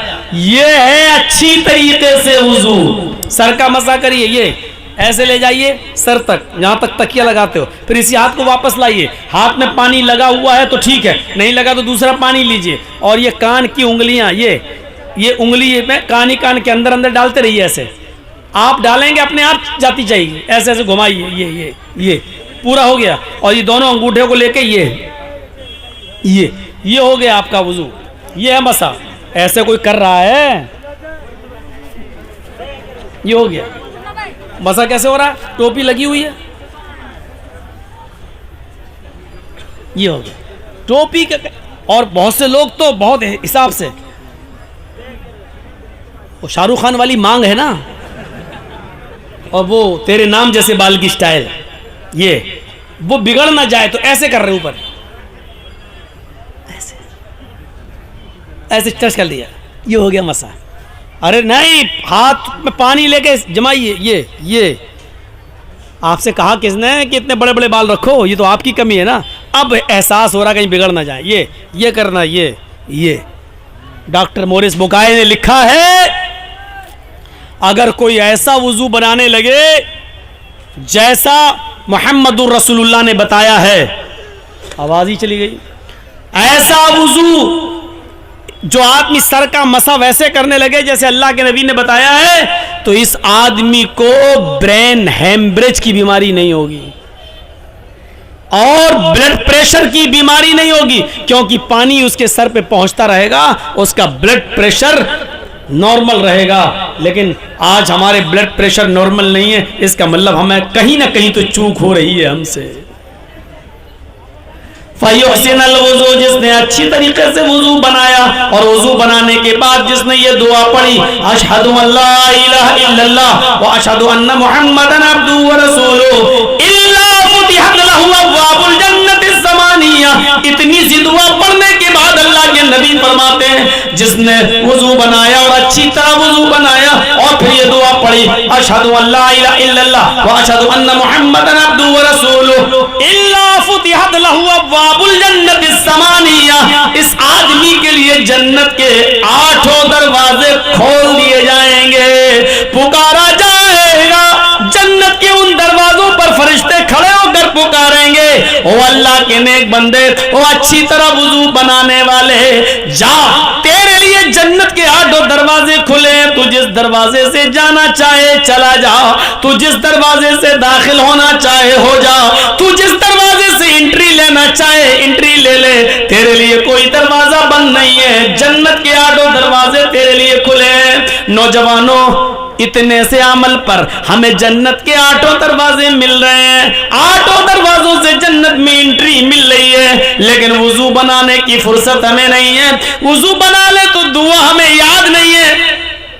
एक और दुआ है, अशहदु अन्ना मुहम्मदन अब्दुहु व रसूलुहु की बात पढ़ी जाती है, अल्लाहुम्मा जअलनी मिनत तव्वाबीन वजअलनी मिनल मुतत्तहिरीन। ये तिर्मिजी के अंदर है और इसको हसन का दर्जा हासिल है, ये भी पढ़ सकते हैं आप। लेकिन अगर इतनी लंबी दुआ याद नहीं है तो इतनी काफी है, अशहदु अल्ला इलाहा इल्लल्लाह व अशहदु अन्ना मुहम्मदन अब्दुहु व रसूलुहु, हो गई दुआ। वुजू के बाद की दुआ, मुस्लिम में इतनी दुआ, और इतना पढ़ने पर जन्नत के 8 दरवाजे हमारे लिए खुल रहे हैं। एंड्रॉइड मोबाइल, फेसबुक और व्हाट्सएप पे अपना टाइम बर्बाद करने वालों, इतना सा टाइम हमारे लिए नहीं निकलता है कि हम वुजू बना लें और वुजू के बाद की दुआ पढ़ लें और जन्नत के 8 दरवाजे हमारे लिए खुल रहे हैं। जन्नत चली आ रही है हमारी तरफ, लेकिन हम भाग रहे हैं उस जन्नत से। जन्नत कह रही आओ मेरे अंदर प्रवेश कर जाओ, और हम जन्नत में घुसने के लिए तैयार नहीं है। हमसे बड़ा बदनसीब कौन है? आए कैरम बोर्ड खेलने वालों, आए शराब के नशे में धुत रहने वालों, आए क्रिकेट मैच खेलकर अपना वक्त बर्बाद करने वालों, चाय की होटलों में बैठकर चाय नोशी करने वालों, तुम्हारे लिए जन्नत में जाने का एक बहुत ही आसान रास्ता, इज़ा क़ालल मुअज़्ज़िनु अल्लाहु अकबर अल्लाहु अकबर फ़क़ूलू अल्लाहु अकबर अल्लाहु अकबर। जब मस्जिद की बुलंदी पर खड़े होकर मुअज़्ज़िन अज़ान देते हुए कहे अल्लाहु अकबर, तो तुम भी उसकी अज़ान के कलमात को दोहराओ, तुम भी बोलो अल्लाहु अकबर अल्लाहु अकबर। व इज़ा क़ालल मुअज़्ज़िन अशहदु अल्ला इलाहा इल्लल्लाह फ़क़ूलू अशहदु अल्ला इलाहा इल्लल्लाह। जब मुअज़्ज़िन कहे अशहदु अल्ला इलाहा इल्लल्लाह, तो आए टाइम बर्बाद करने वालों, होटलों पे चाय नोशी करने वालों, पान की दुकानों में बैठ के वक्त बर्बाद करने वालों, तुम्हारे कानों में आवाज जा रही है अशहदु अन्ना मुहम्मद अशहदु अल्ला इलाहा इल्लल्लाह, तो तुम भी कहो अशहदु अल्ला इलाहा इल्लल्लाह। और जब मुअज़्ज़िन कहे अशहदु अन्ना मुहम्मदर रसूलुल्लाह फ़क़ूलू अशहदु अन्ना मुहम्मदर रसूलुल्लाह, तो उसके जवाब में तुम भी यही बोलो अशहदु अन्ना मुहम्मदर रसूलुल्लाह। व इज़ा क़ालल मुअज़्ज़िन हय्या अलस सलाह फ़क़ूलू ला हौला वला कुव्वता इल्ला बिल्लाह। और जब मुअज़्ज़िन कहे हय्या अलल फलाह हय्या अलस सलाह, तो तुम कहो ला हौला वला कुव्वता इल्ला बिल्लाह। जब मुअज़्ज़िन कहे हय्या अलल फलाह, तो तुम कहो ला हौला वला कुव्वता इल्ला बिल्लाह। फिर मुअज़्ज़िन कहे अल्लाहु अकबर, तो तुम भी कहो अल्लाहु अकबर अल्लाहु अकबर। और जब मुअज़्ज़िन कहे ला इलाहा इल्लल्लाह फ़क़ूलू ला इलाहा इल्लल्लाह, तो तुम भी कहो ला इलाहा इल्लल्लाह। थुम्मा क़ाल अल्लाहुम्मा रब्ब हाज़िहि दावति ताम्मा व सलातिल क़ाइमा आति मुहम्मदनिल वसीला वल फज़ीला व बअसहु मक़ामम महमूदा अल्लज़ी वअदता। मुअज़्ज़िन के अज़ान के कलमात दोहराकर फिर जिसने ये दुआ पढ़ ली अल्लाहुम्मा रब्ब हाज़िहि दावति ताम्मा व सलातिल क़ाइमा आति मुहम्मदनिल वसीला वल फज़ीला व बअसहु मक़ामम महमूदा अल्लज़ी वअदता, जिसने ये कलमा ये दुआ पढ़ ली हुल्लत लहू शिफ़ाअती यौमल क़यामा, ऐसे आदमी के लिए क़यामत के दिन मेरी सिफारिश हलाल कर दी जाएगी। मैं उसके लिए जन्नत में ले जाने की सिफारिश करूंगा।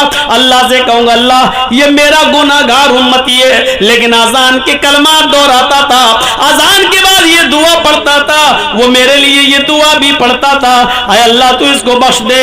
और ऐसा हो नहीं सकता जिसके लिए मैं बख्शिश की दुआ करूं और अल्लाह रिजेक्ट कर दे, मैं उसको जन्नत के दरवाजे तक ले जाऊंगा। उसके लिए मेरी सिफारिश मेरी शिफाअत हलाल हो जाएगी, मैं उसके लिए जन्नत में ले जाने का पक्षधर बन जाऊंगा, उसका हिमायती बन जाऊंगा। ये लीजिए कितना पैसा खर्च हो रहा है अजान के कलमात दोहराने में। आप तो तकरीर नहीं कायदे से सुन सकते हैं, अजान के कलमात तो क्या दोहराएंगे। चाय पी रहे हो, चाय पीते रहो और अजान के कलमात भी दोहराते रहो। आप खाना खा रहे हैं, बहुत से लोग कहते हैं खाना खाते तो बोला नहीं जाता।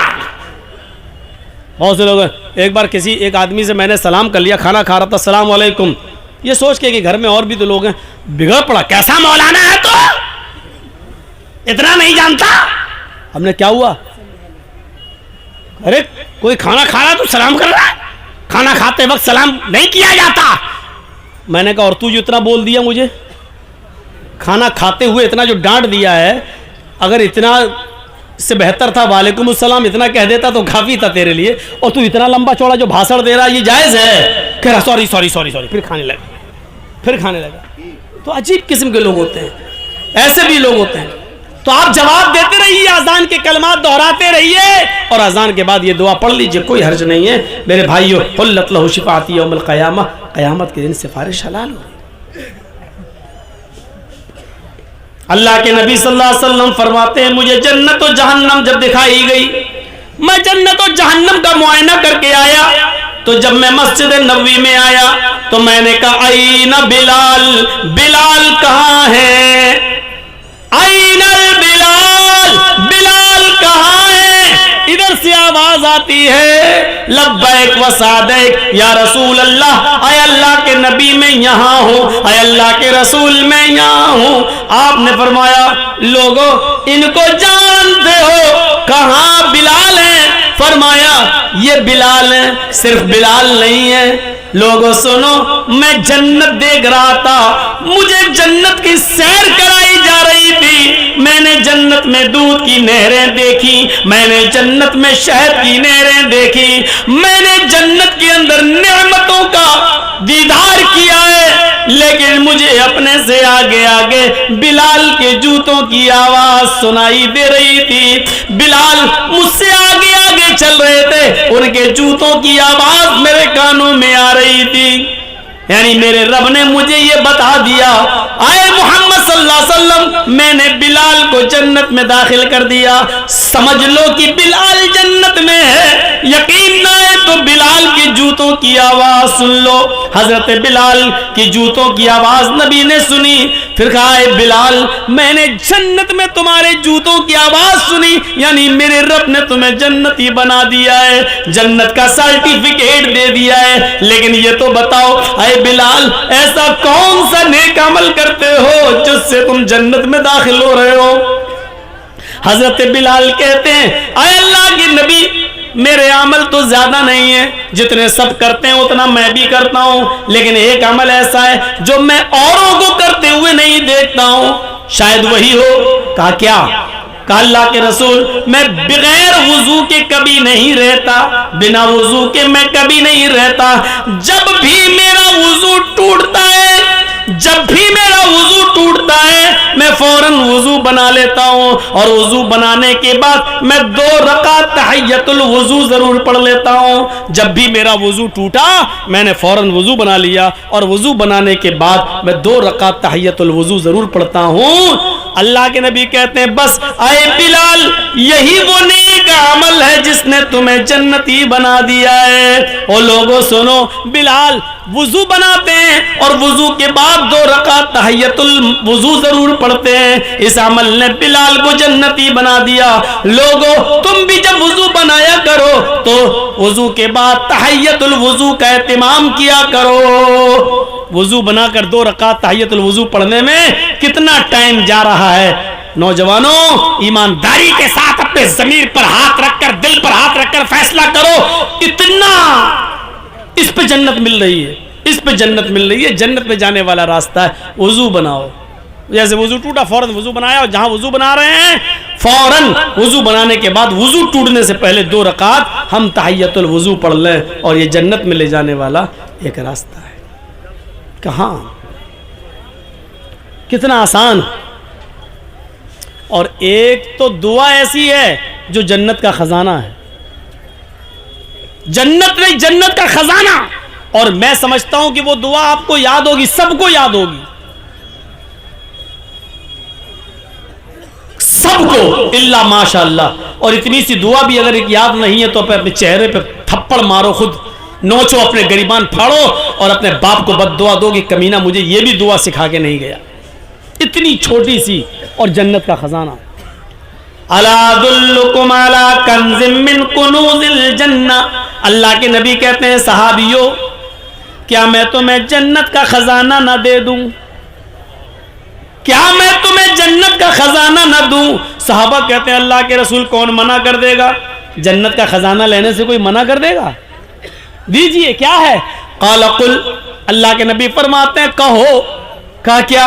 कहो ला हौला वला कुव्वता इल्ला बिल्लाह। बस ला हौला वला कुव्वता इल्ला बिल्लाह। ये दुआ जन्नत के खजानों में से खजाना है। उड़ते बैठते चलते फिरते पढ़िए ला हौला वला कुव्वता इल्ला बिल्लाह, ला हौला वला कुव्वता इल्ला बिल्लाह, ला हौला वला। गिनती नहीं है, 100 बार पढ़ो, 200 बार पढ़ो, 500 बार पढ़ो। इस्लाम के अंदर किसी भी अमल की गिनती सिर्फ वही तक महदूद है कि हर फर्ज नमाज के बाद 33 बार सुभान अल्लाह, 33 बार अल्हम्दुलिल्लाह और 33 बार अल्लाहु अकबर और एक बार वो ला इलाहा इल्लल्लाह वहदहु ला शरीका लहु लहुल मुल्कु व लहुल हम्दु व हुवा अला कुल्लि शैइन क़दीर। ये दुआ पढ़िए और 100 पूरे कर लीजिए। और अगर ये दुआ याद नहीं है तो 33 बार सुभान अल्लाह, 33 बार अल्हम्दुलिल्लाह और 34 बार अल्लाहु अकबर। यहाँ गिनती है। रुकू में जाओ तो 3 बार, 5 बार, 7 बार, 9 बार सुभान रब्बियल अज़ीम। सजदे में जाओ तो 3 बार, 5 बार, 7 बार, 9 बार सुभान रब्बियल आला। यहाँ गिनती है, लेकिन हर वजीफे की गिनती नहीं है। अब ला हौला वला कुव्वता की गिनती नहीं है। आपको जितना टाइम मिले और जितना पढ़ सकते हैं आप पढ़िए। ला इलाहा इल्लल्लाह का वजीफा जितना कर सकते हैं करिए। ये गिनती नहीं है। अल्लाह के जिक्र को महदूद मत करो, वो जितना तुम्हें टाइम मिले पढ़ता रहो। फरमाया अला अदुल्लुकुम अला कंज़िम मिन कुनूज़िल जन्नह, क्या मैं तुम्हें जन्नत का खजाना ना दे दूं? साहबा ने कहा क्या? फरमाया कुल ला हौला वला कुव्वता इल्ला बिल्लाह, ला हौला वला कुव्वता इल्ला बिल्लाह पढ़ते रहो। ये जन्नत के खजानों में से खजाना है। आओ, इतनी तकरीर लंबी 12:20 से मैं 11:20 से बोल रहा हूं, जरा सुनिएगा। 12:40 तक अभी तक कोई ऐसा अमल नहीं बताया हमने जो आपकी ताकत से और आपकी इस्तेदाद से ज़्यादा हो। इतना सब कर सकते हैं। वुज़ू बनाना, ये पढ़ना, ला इलाहा इल्लल्लाह पढ़ना और ये अमल करना, ये सब की ताकत में है। आप एक ऐसा अमल है जो कुछ लोगों की ताकत में तो है लेकिन कुछ लोगों की ताकत में नहीं है। लेकिन अगर वो चाहें तो 1 घंटा 2 घंटा का टाइम निकाल लेंगे तो उनको ये दुआ याद हो जाएगी। और उस दुआ की फजीलत देखो। इस दुआ को पढ़ने से हमें जन्नत बड़ी आसानी से मिल रही है। सुनिए हदीस। अल्लाह के नबी फरमाते हैं मन क़राअ आयतल कुर्सी बअद सलातिल मकतूबती, जिसने फर्ज नमाज के बाद आयतल कुर्सी पढ़ ली और उसको अपना मामूल बना लिया। हर फर्ज नमाज के बाद आयतल कुर्सी। अच्छा, किसी को खड़ा करके आयतल कुर्सी सुनो, देखें याद है कि नहीं। 10-15 लोगों से पूछता हूं, देखें कितने लोगों को याद होगी। और जो उठ के भाग रहा होगा उससे पहले पूछूंगा मैं। वो कहेगा हमारा पेशाब निकला जा रहा है, आगे सुनाऊंगा। चलिए, इंसल्ट करने से क्या फ़ायदा। अभी आप लोग कहें मौलाना देखो फलां को खड़ा कर दिया, वो सुना नहीं पाया, सबके सामने बेइज्जती हो गई। हम भी इंसान है भाई, किसी की इंसल्ट करने से क्या फ़ायदा। मन क़रा आयतल कुर्सी बाद सलातिल मकतूबा, जिसने फर्ज नमाज के बाद, हर फर्ज नमाज के बाद अगर आयतल कुर्सी को पढ़ना अपना मामूल बना लिया। मामूल, जब भी नमाज पढ़ी फर्ज और आयतल कुर्सी पढ़ी, तो जानते हो इस आयतल कुर्सी की फजीलत क्या है? अल्लाह के रसूल ने फरमाया, ओफो, अब तक ये जुमले किसी भी हदीस के आगे नहीं कहे गए, ये इस हदीस में कहे जा रहे हैं। इन जुमलों को गौर से सुनो। फरमाया जिसने आयतल कुर्सी और फर्ज नमाज के बाद पढ़ ली और उसको अपना मामूल बना लिया, लम यमनअहू मिन दुखूलिल जन्नति इल्लल मौत, उसको दुनिया की कोई ताकत जन्नत में जाने से नहीं रोक सकती है सिवाय मौत के। सिर्फ मौत की वजह से वो जन्नत में जाने से रुका हुआ है। जब तक मौत नहीं आ रही वो जन्नत में नहीं जा रहा है। जैसे ही मरा जन्नत में दाखिल हो जाएगा। यानी उसको जन्नत में जाने से अगर कोई चीज रोक रही है तो वो क्या है? मौत। मौत के अलावा कोई ताकत नहीं जो उसको जन्नत में जाने से रोक सके। लेकिन यहाँ शर्त लगा दी गई है हर फर्ज नमाज के बाद। इसका मतलब यह है कि 5 वक्त नमाजी होना पड़ेगा पहले, और नमाजी बनने के बाद सरकायले खटिया याद होगा पूरा। तेरी आंखें झुकी झुकी, अभी सुनो, खड़ा होकर पूरा सुना देंगे। लेकिन आयतल कुर्सी के लिए मौलाना साहब बेइज्जती न कर दें हमारी, आयतल कुर्सी पूछो तो नहीं, यानी जो दुआ हमें जन्नत में ले जा रही है वो याद नहीं है। और हमारा बच्चा अगर घर में थोड़ा ऐसे ऐसे कर दे तो अम्मा कितनी खुश होती है, मेरा बच्चा डांस कर रहा है, सीने से लगाती है, नहीं खुश हो रही है। और वही माँ से पूछो बच्चे को आयतल कुर्सी सिखाई, वो बच्चे को हमें खुद नहीं याद है, बच्चे को क्या सिखाएंगे, अम्मा को याद नहीं है। और देखो कैसे फिर रही हैं जलसे के बाहर, ऐसा लग रहा है जलसा नहीं इनकी शादी हो रही हो। और जलसे में जितने नौजवान लड़के आए हैं वो इनको देखने आए हैं कि देखें किससे करें शादी। कितनी मिसालें दे चुके हैं कलियाचक के इलाके में, जलसों में भी ऐसा लग रहा है, कितनी मिसालें मैंने दी, हालांकि नहीं देनी चाहिए भौंडी मिसाल, लेकिन करें क्या, देना पड़ता है। ऐसा लग रहा है जैसे एक कुतिया के पीछे 10-10 कुत्ते लगे हों। अल्लाह की कसम ये हाल है। अभी हम जब आए बाइक पे बैठ के, ऐसे जहां लड़की होंगी वहां जाहिर है शहद होगा और मधुमक्खी ना हो, हैं? लेकिन ये सब सुन और ये सब बातें बताओ तो हंसते हैं आप लोग। ये नहीं सोचते कि घूमने वाली हमारी बहनें हैं। कोई अपनी बहनों पे हंस रहा है। बेगैरती इस हद तक हो चुकी है हमारी समाज की कि हमारी बहन, अरे हम आए हैं गांव के तो क्या हमारी बहनें नहीं आई हैं? हमारी बेटियां, हमारी बहनें घूम रही हैं लिपस्टिक लगा लगा के सड़कों पर, मर्दों के शाना बशाना खड़ी हैं और हम हंस रहे हैं। कोई अपनी बहनों की ओरियानियत और बेपर्दगी पर हंसता है, और अगर बेशर्मी हमारी इस हद तक बढ़ गई है कि अपनी बहनों की ओरियानियत और बेपर्दगी पर मौलाना जर्जीज की बातें सुनकर हंस रहे हैं, तो समझ लो ये कौम मर चुकी है, आईसीयू पर लेटी हुई है। इस कौम के अंदर रूह बाकी नहीं है, ये सिर्फ आईसीयू पर लेटी हुई कौम है। डॉक्टर कभी भी इस कौम को मरा हुआ घोषित कर सकता है कि मर चुकी है कौम। ये कौम मुर्दा हो चुकी है।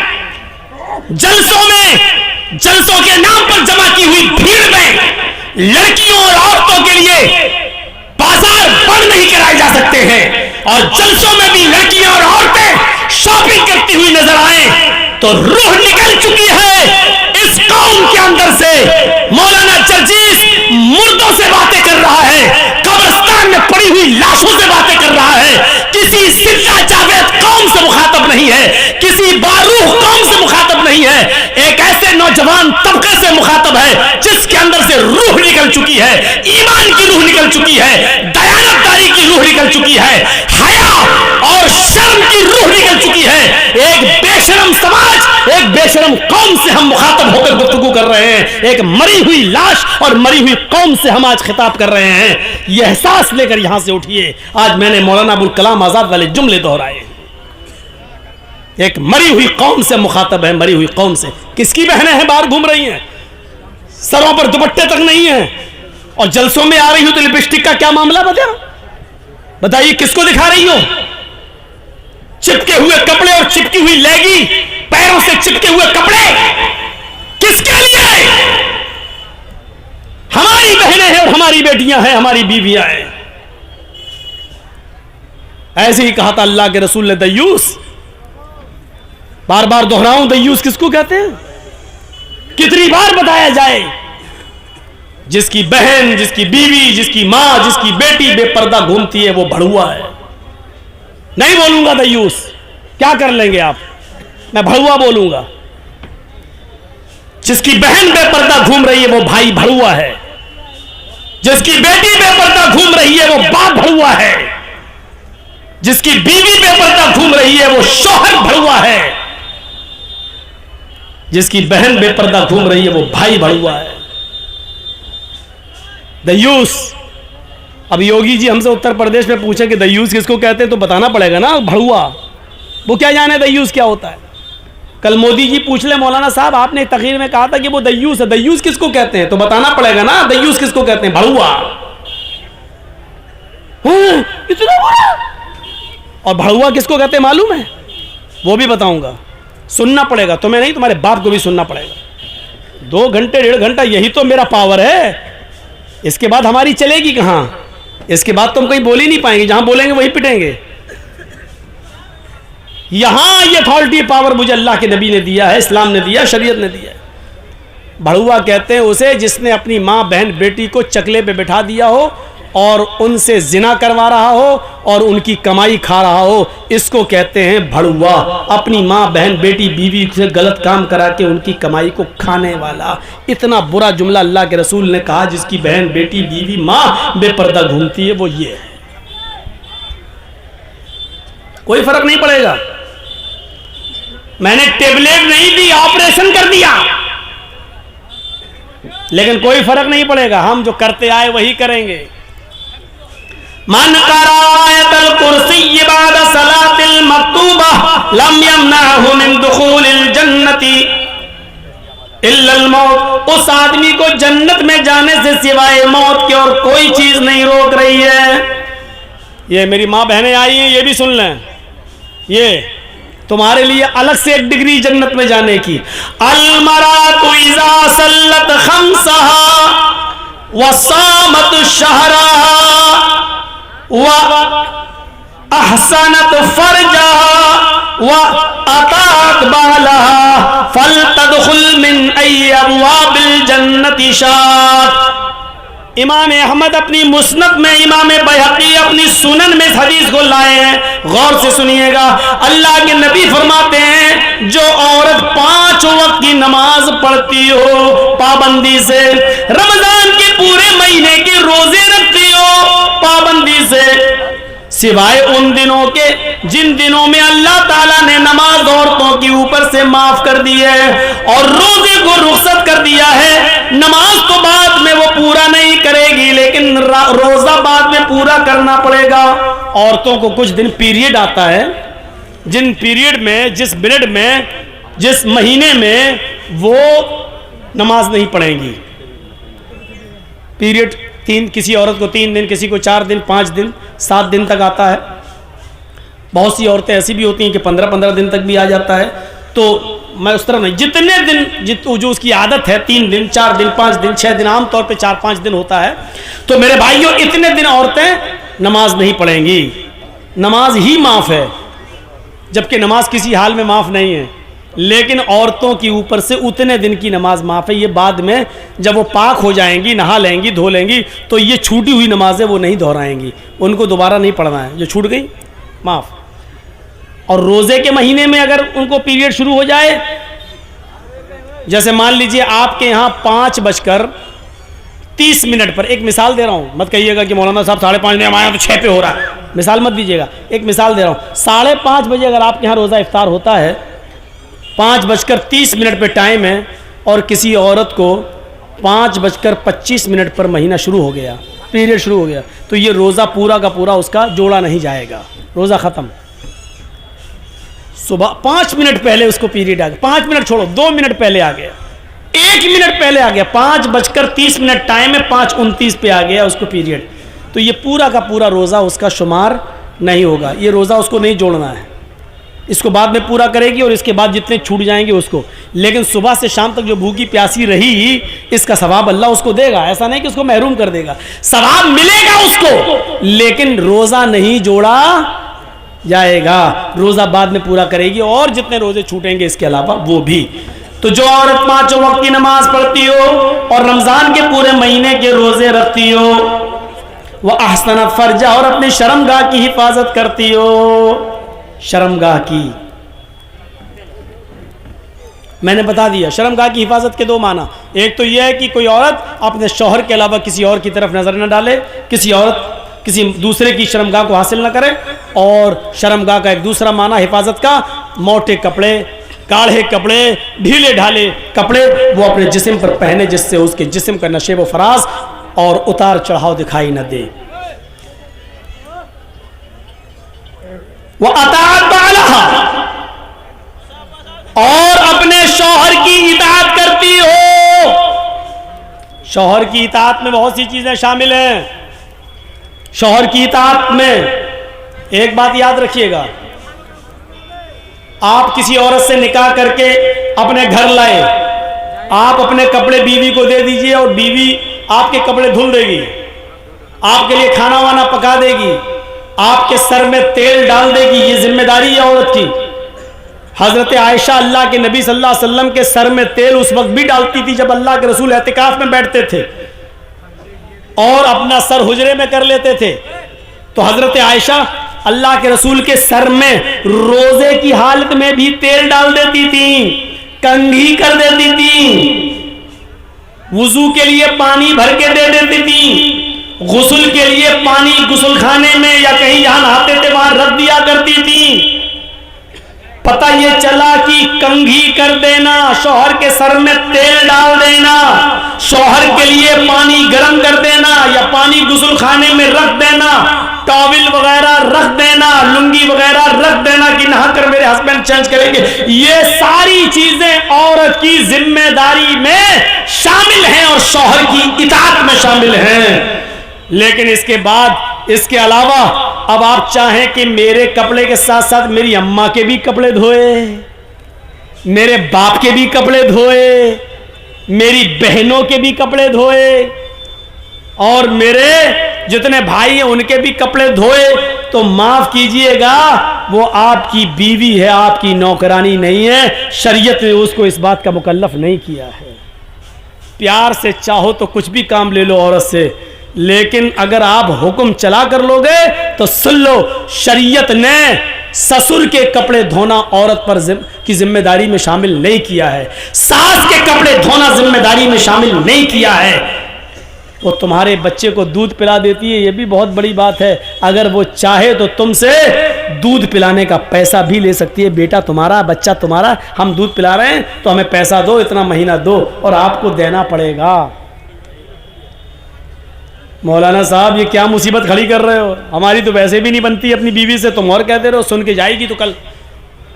पूरा खर्चा अगर आप अपनी बीवी को नहीं देते हैं तो बीवी को इजाजत है कि वो आपकी पैंट की जेब में से उतना ले सकती है जितने में उसका और उसके बच्चों का खर्चा चल सके। आपको बताए नहीं, इसको चोरी में शुमार नहीं किया जाएगा, वो चोर नहीं लिखी जाएगी। डरो मत। ये मसला जिस जगह मैंने बताया था ना, वहां मेरी भी बीवी गई हुई थी सुनने, दूसरे दिन मेरी जेब से 5,000 गायब हुए थे। कोई बड़ी बात नहीं, लेकिन औरतों में कमी होती है। इजाजत दो 2 रुपए की तो निकाल लेती है 200 रुपए, और फिर हिसाब जुड़ा देंगे, इतने में तेल आया, इतने मसाला आया, इतने में चादर, इतने में तकिया, इतने में ये, वो सब हिसाब जुड़ा देंगे। और अभी भी आपसे कहेंगे अभी हुआ क्या, 2 रुपए की जगह 200 ले लिए, क्या अभी हुआ क्या, मेरी पाउंड्स नहीं आई, अभी फेयर एंड लवली बाकी है, अभी तो मेकअप का सामान बाकी है, वो और दो, हिसाब और जुड़ा देंगे। शौहरों की खिदमत और इताअत ये शामिल है, करेगी। आजकल तो तारीफ ही नहीं करती औरतें। शौहर कहते कितना अच्छा होगा, तुम क्या जानो, मैं भुगत रही हूं, मैं जानती हूं कि तुम जानते हो। देखा ना, एक पीर साहब थे बेचारे, वो अपनी बीवी से बार बार कहते थे मैं पीर हूं, लोग कितनी इज्जत करते हैं मेरी, और उनकी बीवी कहती भाग, तेरे जैसे 336 पीर रोज देखती हूं मैं। बीवी पीर ही नहीं मान रही है। एक दिन बीवी ने पता नहीं हवा में किसी को उड़ते हुए देख लिया, कहता देखो पीर बने फिरते। पीर तो वो था जो हवा में आज मैंने उड़ते हुए देखा, हवा में मुसल्ला था, हवा में मुसल्ले पे खड़ा था, हवा में नमाज पढ़ता हुआ जा रहा था। अब ये शौहर को चर्राया है, देखा तुमने, हवा में उड़ते हुए देखा, हाँ नमाज पढ़ रहा था ना, हाँ मुसल्ले पे खड़ा था ना, हाँ अरे वो मैं ही तो था। बीवी बोली है तुम थे, कहा हाँ मुझे डाउट हुआ, कुछ लग रहा था तुम थे। कहा क्या मतलब, कहा इसीलिए टेढ़े टेढ़े उड़ रहे थे, सीधे नहीं उड़ रहे थे। फिर कमी निकाल दी, जब सुना कि मेरा शौहर है तो कमी निकाल दी। पीर तो वो है जो आज उड़ रहा था, जब सुना वो मेरा ही आदमी है तो कहा हाँ टेढ़े टेढ़े उड़ रहे थे, कमी निकाल दी। ये हाल। एक पीर साहब को उसके मुरीद ने सपने में देखा, मुरीद ने, मेरे पीर साहब जन्नत में टहल रहे हैं, घूम रहे हैं, दूध की नहर, शहद की नहर, जन्नत की हूरों के बीच में बैठे हुए हैं, एक हूर अपनी तरफ खींच रही, दूसरी हूर अपनी तरफ, आओ आओ आओ मेरे पास आओ। आंख खुल गई, सुबह फजर की नमाज पढ़ी, फजर की नमाज पढ़ के जाने लगे, चलो अपने पीर साहब को खुशखबरी दें, कितने खुश अच्छे हो, खुश नसीब हो, जन्नत में मैंने तुम्हें देखा। जैसे ही घर गए, दरवाजा खटखटाने से पहले देख रहे हैं कि दरवाजे के अंदर आवाज आ रही है, तड़ा तड़ तड़ा तड़ मारपीट की आवाज चल रही है। उनने जरा खिड़की के सांस से झांक के देखा तो क्या देखते हैं कि पीर साहब की बीवी झाड़ू से पीट रही है पीर को। ये बेचारा परेशान, मैंने तो कल ख्वाब में जन्नत में देखा, यहां तो बहुत बुरा हाल है हमारे पीर साहब का। अब वो जाने लगा, इतने में पीर साहब बाहर निकले, कहते ए इधर आओ भाई। वो आया, भाई कैसे आए थे? कहा कुछ नहीं, मैं जा रहा हूँ यार, जिस काम से आए थे वो काम हुआ ही नहीं मेरा, जा रहा हूँ मैं। नहीं तुम्हें बताना पड़ेगा, किसी काम से आए थे। अरे वो काम आपके बस का नहीं है, मुझे जाने दीजिए भाई। कहा नहीं आप काम बताओ, मैं पीर हूं, मेरे बस का काम नहीं है। कहा अरे भाई नहीं है यार आपके बस का।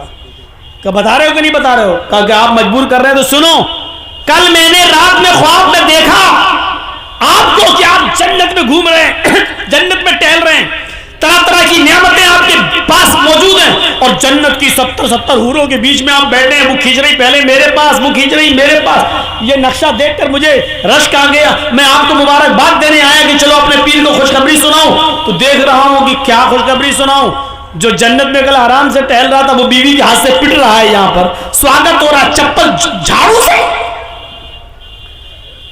पीर साहब बोले मेरे भाई तूने जन्नत में जो देखा है कल रात में ख्वाब में, वो बिल्कुल ठीक देखा है, वो मैं ही था। आप थे? अब भी बोल रहा मैं था? खाक थे तुम तो घर में पिट रहे। पीर साहब ने कहा पिट रहे ना, तुम्हें यह नहीं मालूम कि अल्लाह ने मुझे जन्नत दी क्यों है? तुमने जो रात में जो जन्नत देखी है, जन्नत में मुझे देखा है, वो सही देखा, लेकिन अल्लाह ताला ने जन्नत हमें दी कैसे वो तो पता लगाओ। कहा कैसे? कहा मैं, तुम तो आज देखे हो, मैं तो 18 साल से अपनी बीवी की झाड़ू से रोज पिटता हूं, रोज पिट रहा हूं, और अपनी बीवी की मार खाने पर जो हमने सब्र किया है, अल्लाह ने सब्र के बदले में हमें जन्नत दी है।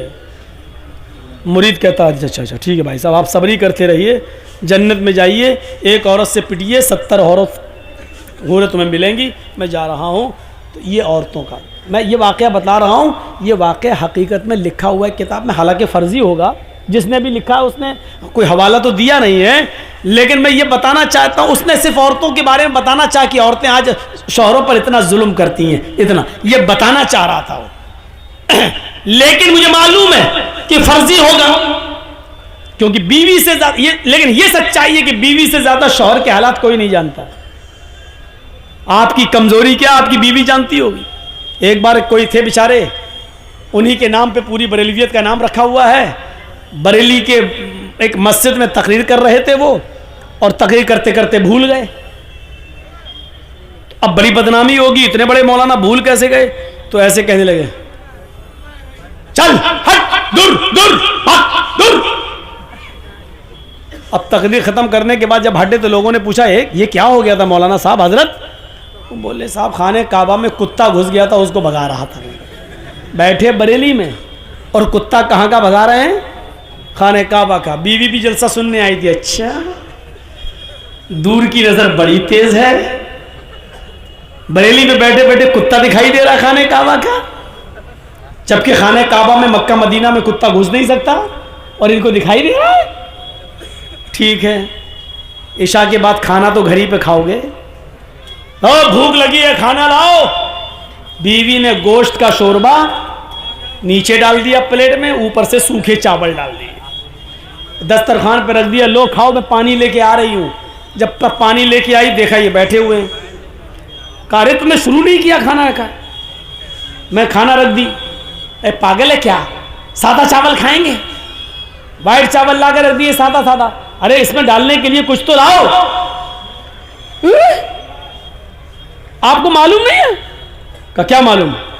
ओह अभी तो 1-2 घंटे पहले मगरिब के बाद अभी तो कुत्ता भगा रहे थे खाने काबा का, इतने दूर का कुत्ता दिखाई दे रहा था, और इस चावल के नीचे गोश्त और शोरबा मैंने पहले डाल दिया, वो दिख ही नहीं रहा तुम्हें? कुत्ता दिखाई दे रहा है, चावल का शोरबा नहीं दिखाई दे रहा है जो नीचे डाला। पगड़ी हटाई हजरत ने, हो जाते घर का भेदी लंका ढाए। मेरी बीवी यहाँ कह दिया बाहर मत कह देना, वरना लोगों का भरोसा उड़ जाएगा मेरे ऊपर से।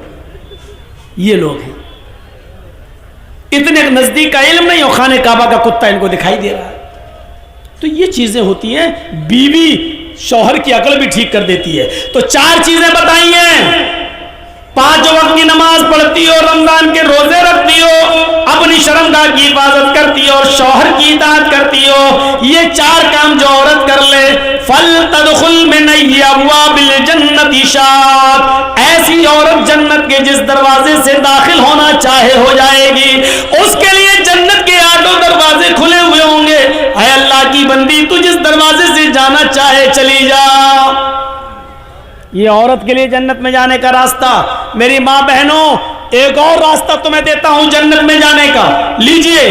जाअतनी साइला, हजरत आयशा फरमाती है कि मेरे पास एक मांगने वाली आई, और माहा सबयान, उसके साथ 2 छोटे छोटे बच्चे थे। मेरे पास एक मांगने वाली आई, उसके साथ 2 छोटे छोटे बच्चे थे। बुखारी शरीफ की हदीस के अल्फाज हैं। और आकर कहने लगी शैअन लिल्लाह, अगर घर में खाने पीने को कुछ हो तो दे दो, मेरे बच्चों ने कई दिन से खाना नहीं खाया है। हजरत आयशा फरमाती है मेरे पास एक खजूर था, एक खजूर, बुखारी में एक खजूर, और मुस्लिम में भी हदीस आई है लेकिन उसमें 3 खजूर का जिक्र है। मेरे पास एक खजूर था, ये तो बुखारी में, मेरे पास 3 खजूर थे, ये मुस्लिम शरीफ में। मेरे पास 1 या 3 खजूर थे, मैंने उसको रख दिया था। अल्लाह के नबी आएंगे, भूखे होंगे तो मैं उनको दे दूंगी, वो खजूर खा के पानी पी लेंगे। मेरी माँ बहनें सुन रही हो, 1 खजूर था, मैंने उसको उठाकर रख दिया। ये औरतें थी उस जमाने की, एक एक खजूर को कायदे से रखना जानती थी। तुम तो अपने जहेज के बर्तन नहीं रख पाती हो, अपने माँ की तरफ से मिला हुआ सामान भी हिफाजत नहीं कर पाती हो। तुम तो अपने जहेज के सामान को कैसे चुन चुन के रखा जाए ये भी तुम्हें तरीका नहीं मालूम। 1 खजूर, अम्मी आयशा कहती है कि मैंने उसको अल्लाह के नबी के लिए रख दिया था। शौहर की तरफ देखिए, शौहर की खिदमत देखिए, खुद नहीं खा रही है, भूखी है, लेकिन शौहर की पहले फिक्र हो रही है। वो खजूर मैंने उठाई और वो खजूर उठाकर मैंने उस औरत को दे दिया। ले, मेरे पास इस खजूर के अलावा कुछ नहीं है। ये वाकया सुन लीजिए मेरे भाइयों, बड़ा दिलचस्प है। जैसी उस मांगने वाली को मैंने वो खजूर दिए, उस मांगने वाली ने अपने दोनों छोटे छोटे बच्चों के सर पे हाथ रखा और उस खजूर के 2 टुकड़े कर दिए, बीच से गुठली निकाली और गुठली को फेंक दिया और उस खजूर के 2 टुकड़े कर दिए। एक आधा टुकड़ा इस बच्चे को दे दिया और आधा इस बच्चे को दे दिया। बुखारी शरीफ के अल्फाज, खुद कुछ नहीं खाई, उन बच्चों को पानी पिलाती है और खुद पानी पीती है और चल देती है। लेकिन रुकिए थोड़ा, ये तो बुखारी से मैंने बता दिया, थोड़ा सा सब्र कीजिए, मुस्लिम का भी बता दूं। मुस्लिम में कि मैंने 3 खजूर उसको दे दिए, मेरे पास 3 थे, मैंने तीनों खजूरें उसको दे दी। उस औरत ने 1 खजूर इस बच्चे को दे दी, 1 खजूर इस बच्चे को दे दी और 1 खजूर अपने लिए रख ली कि मैं खा लूं। उन बच्चों ने अपनी अपनी खजूरें खा ली। औरत के पास जो खजूर थी वो जैसे ही मुंह पे लेके गई, वो खजूर खाना चाहती थी माँ, उन बच्चों की माँ खजूर अपने मुंह तक ले गई कि दोनों बच्चे अपने माँ की खजूर पर झपट पड़े। अम्मी ये भी दे दो, मुझे भूख लग रही है, अम्मी अभी भूख लग रही है। माँ ने अपने होठों के पास से वो खजूर वापस कर दी, अपने दांतों के करीब से वो खजूर वापस कर दी। उसको अपने बच्चों पर रहम आ गया और उसने अपनी खजूर के 2 टुकड़े कर दिए, आधा टुकड़ा इस बच्चे को दे दिया और आधा इसको, यानी हर एक को 1.5 मिल गया। माँ ने खुद कुछ नहीं खाया, पानी पिया और चल दी। थोड़ी देर के बाद जब अल्लाह के नबी घर में तशरीफ लाए, थोड़ी देर के बाद जब अल्लाह के नबी सल्लल्लाहु अलैहि वसल्लम घर में तशरीफ लाए तो हजरत आयशा ने पूरा वाकया बयान कर दिया। अल्लाह के नबी ने कहा, आयशा क्या उस औरत को तुमने अपनी आंखों से देखा है? हाँ मैंने देखा है। आया आयशा, आयशा सोच लो, उस औरत को आपने अपनी आंख से देखा है? हाँ देखा है। आयशा क्या उसको तुमने 3 खजूरें दे दी थी? हाँ मैंने तीनों दे दी थी। आयशा क्या उसने 2 खजूरें दोनों बच्चों को दे दी और 1 खजूर अपने खाने के लिए रख ली? हाँ। बच्चे उसकी खजूर पर झपट पड़े? हाँ। उस औरत ने अपने खजूर के भी 2 टुकड़े कर दिए और आधी आधी अपने बच्चों को दे दी। हाँ आयशा, क्या उस औरत ने खुद कुछ नहीं खाया? कहा नहीं आयशा, तुम्हें कयामत के दिन अल्लाह के दरबार में गवाही देना पड़ेगी। आयशा, जिस औरत ने अपने पेट पर पत्थर बांध लिया हो और अपने बच्चों को परवरिश किया हो, पाला हो, पोसा हो और उसको खिला पिला के परवान चढ़ाया हो और खुद भूखी रह गई हो, उसने अपनी भूख पर बच्चों की भूख को तरजीह दी हो, खुद भूखी रहकर बच्चों को पाला हो। आयशा, वजबत अलैहल जन्ना, वजबत अलैहल जन्ना, वजबत अलैहल जन्ना। उस औरत ने जन्नत वाजिब कर ली, उस औरत ने जन्नत वाजिब कर ली। वो औरत जन्नती है, वो औरत जन्नती है। मेरी मां बहनों, तुम्हारे पेट में लड़की है, तुमने अल्ट्रासाउंड में चेक कराया और पता चला कि लड़की है, तुम तो अपने पेटों के बच्चों को मार डालती हो। बहादुरी वो है कि औरत उस बच्चे को जन्म दे, खुद खाने पीने को नहीं लेकिन बच्चों को खिला रही हो, पिला रही हो, खुद भूखी है और बच्चों को खिला रही हो, पिला रही है। जितनी भी ताकत है, जिस हैसियत के लायक है, खुद भूखी है, ऐसी औरत के ऊपर अल्लाह के नबी कह रहे हैं उसने जन्नत को अपने ऊपर वाजिब कर लिया। 15 दिन से चूल्हा नहीं जला, 15 दिन से चूल्हा नहीं जला।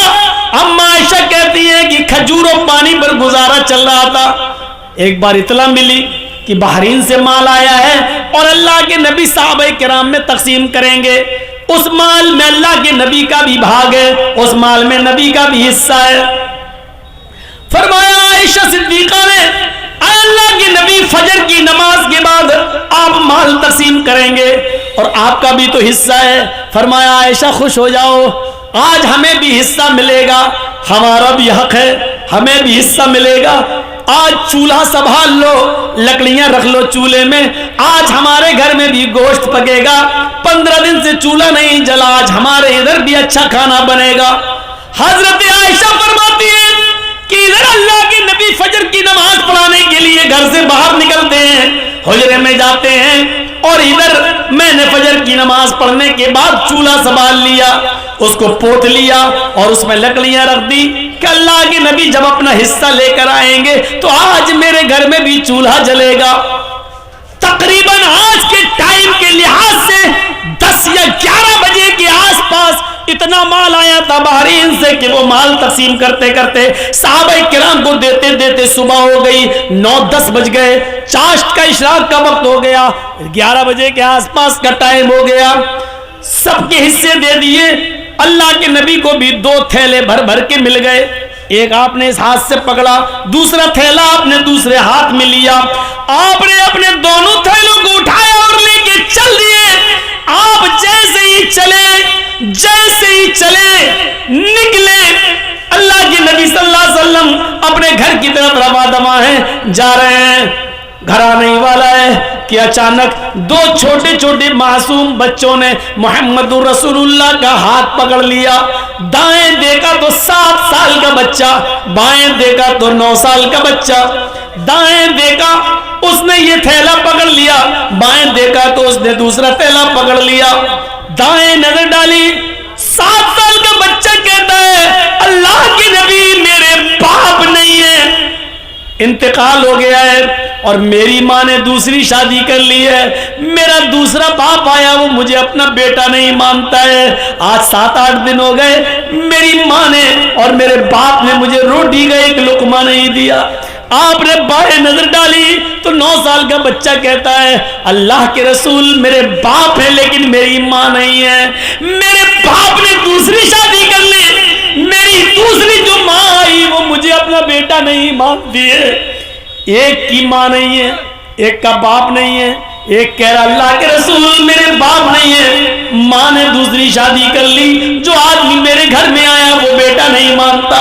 दूसरा कहता अल्लाह के रसूल मेरी माँ नहीं है, मेरा बाप है, मेरे बाप ने दूसरी शादी कर ली, मेरी जो दूसरी अम्मी आई वो मुझे अपना बेटा नहीं मानती, मेरे घर में भी 7-8 दिन से चूल्हा नहीं जला।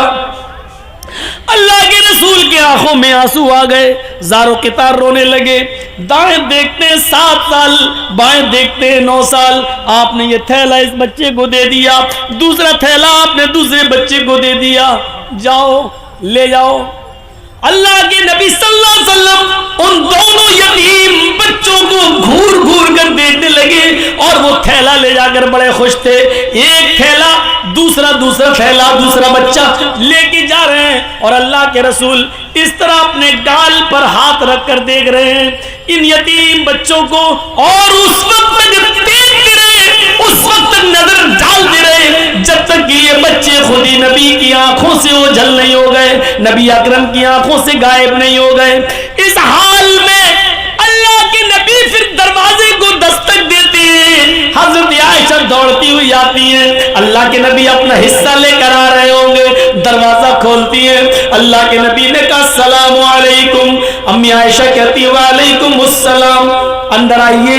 अंदर जाते अल्लाह के नबी तो क्या देखती हैं, अम्मा आयशा जिस खाली हाथ से आप गए थे उसी तरह खाली हाथ लौट आए हैं। आपके हाथ में कोई थैला नहीं, कोई सब्जी नहीं, कोई गोश्त नहीं, कोई आटा नहीं, चावल नहीं, दाल नहीं, कुछ नहीं है नबी अकरम के हाथ में। कहने लगी अय अल्लाह के रसूल, आपने कहा था चूल्हा संभाल लो, संभाल लिया। अय अल्लाह के नबी, आपने कहा था आज मेरे घर में भी चूल्हा जलेगा, मैंने चूल्हे को जलाने का इंतजाम कर लिया, लेकिन आपको देखती हूँ खाली हाथ गए थे और खाली हाथ वापस आ गए। आपने नजरें पलटी, हाँ आयशा सच है, आज मुझे भी 2 थैले मिले थे, मैं अपना हिस्सा लेकर आ रहा था, लेकिन आयशा घर के दरवाजे के बाहर 2 यतीम बच्चों ने मेरा रास्ता रोक लिया। एक की उम्र 7 साल, दूसरे की उम्र 9 साल। आयशा एक की मां नहीं, एक का बाप नहीं। आयशा एक का बाप सोतेला, दूसरे की मां सोतेली। उधर बाप बेटा मानने के लिए तैयार नहीं, उधर सोतेली मां बेटा मानने के लिए तैयार नहीं।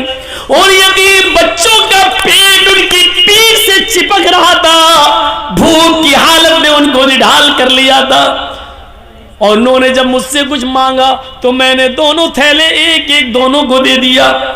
अम्मी आयशा कहती हैं आपने कभी कुछ गलत किया ही कहा है जो आज करेंगे, अच्छा किया दे दिया, लेकिन मैं ये नहीं कह रही हूं कि आपने गलत किया, अच्छा किया दिया, लेकिन अल्लाह के रसूल 2 मुट्ठी इस थैले में से निकाल लेते और 2 मुट्ठी अनाज इस थैले में से निकाल लेते, मैं चक्की पर पीस देती, आज घर का गुजर बसर चल जाता।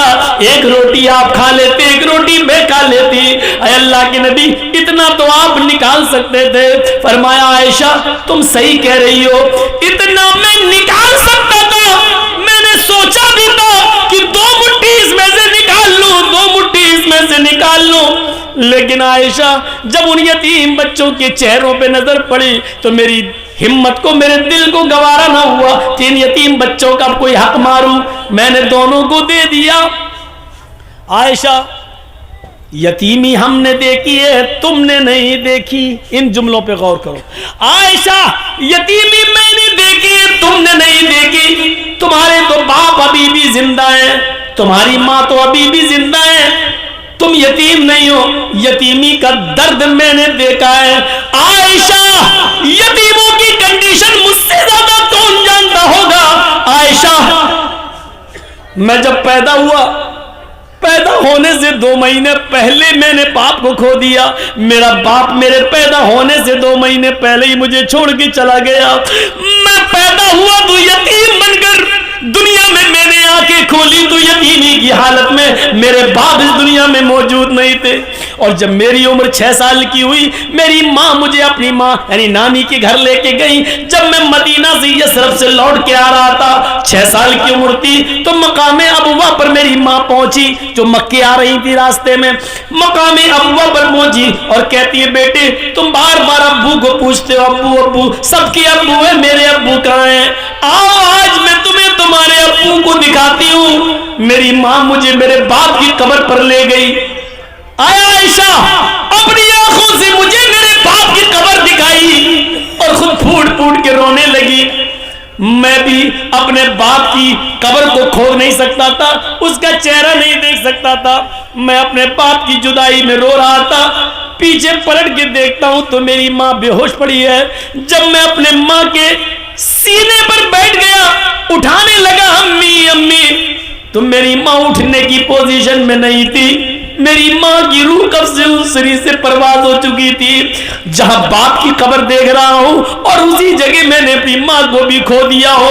आयशा 6 साल की उम्र में मेरी माँ भी मुझे छोड़ के चली गई। जब मैं 8 साल का हुआ तो मेरा दादा भी मुझे छोड़ के चला गया। यतीमी हमने देखी है, तुमने नहीं देखी। आयशा तुम क्या जानो यतीमी का दर्द क्या होता है। आज उन दोनों बच्चों को मैंने थैला दे दिया है। उसके बाद कहते हैं अभी मेरी गुफ्तगू हो ही रही थी, इतने में ज़ोहर की नमाज का वक्त हो जाता है। अल्लाह के नबी मस्जिद में जाते हैं, ज़ोहर की नमाज पढ़ाते हैं। नमाज पढ़ाने के बाद उन 2 यतीम बच्चों की कंडीशन लोगों को बताते हैं जिनको आपने अपना हिस्सा दे दिया था।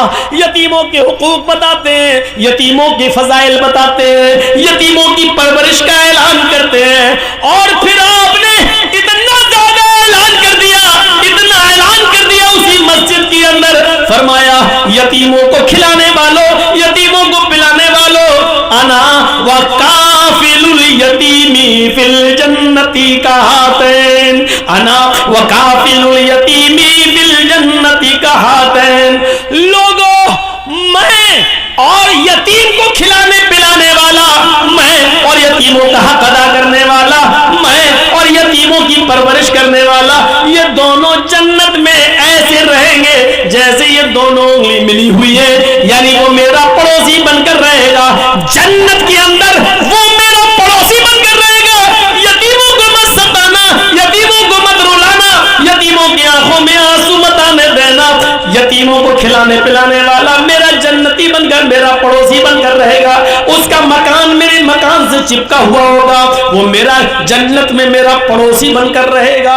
मेरे प्यारे साथियों, मैंने जन्नत का लफ्ज लाकर ये बताना चाहा कि यतीमों को खिलाने पिलाने वाला भी जन्नत में जाएगा। ये जन्नत में जाने वाले रास्ते मैंने आपके सामने बताए हैं। ये जन्नत में जाने वाले रास्ते हैं।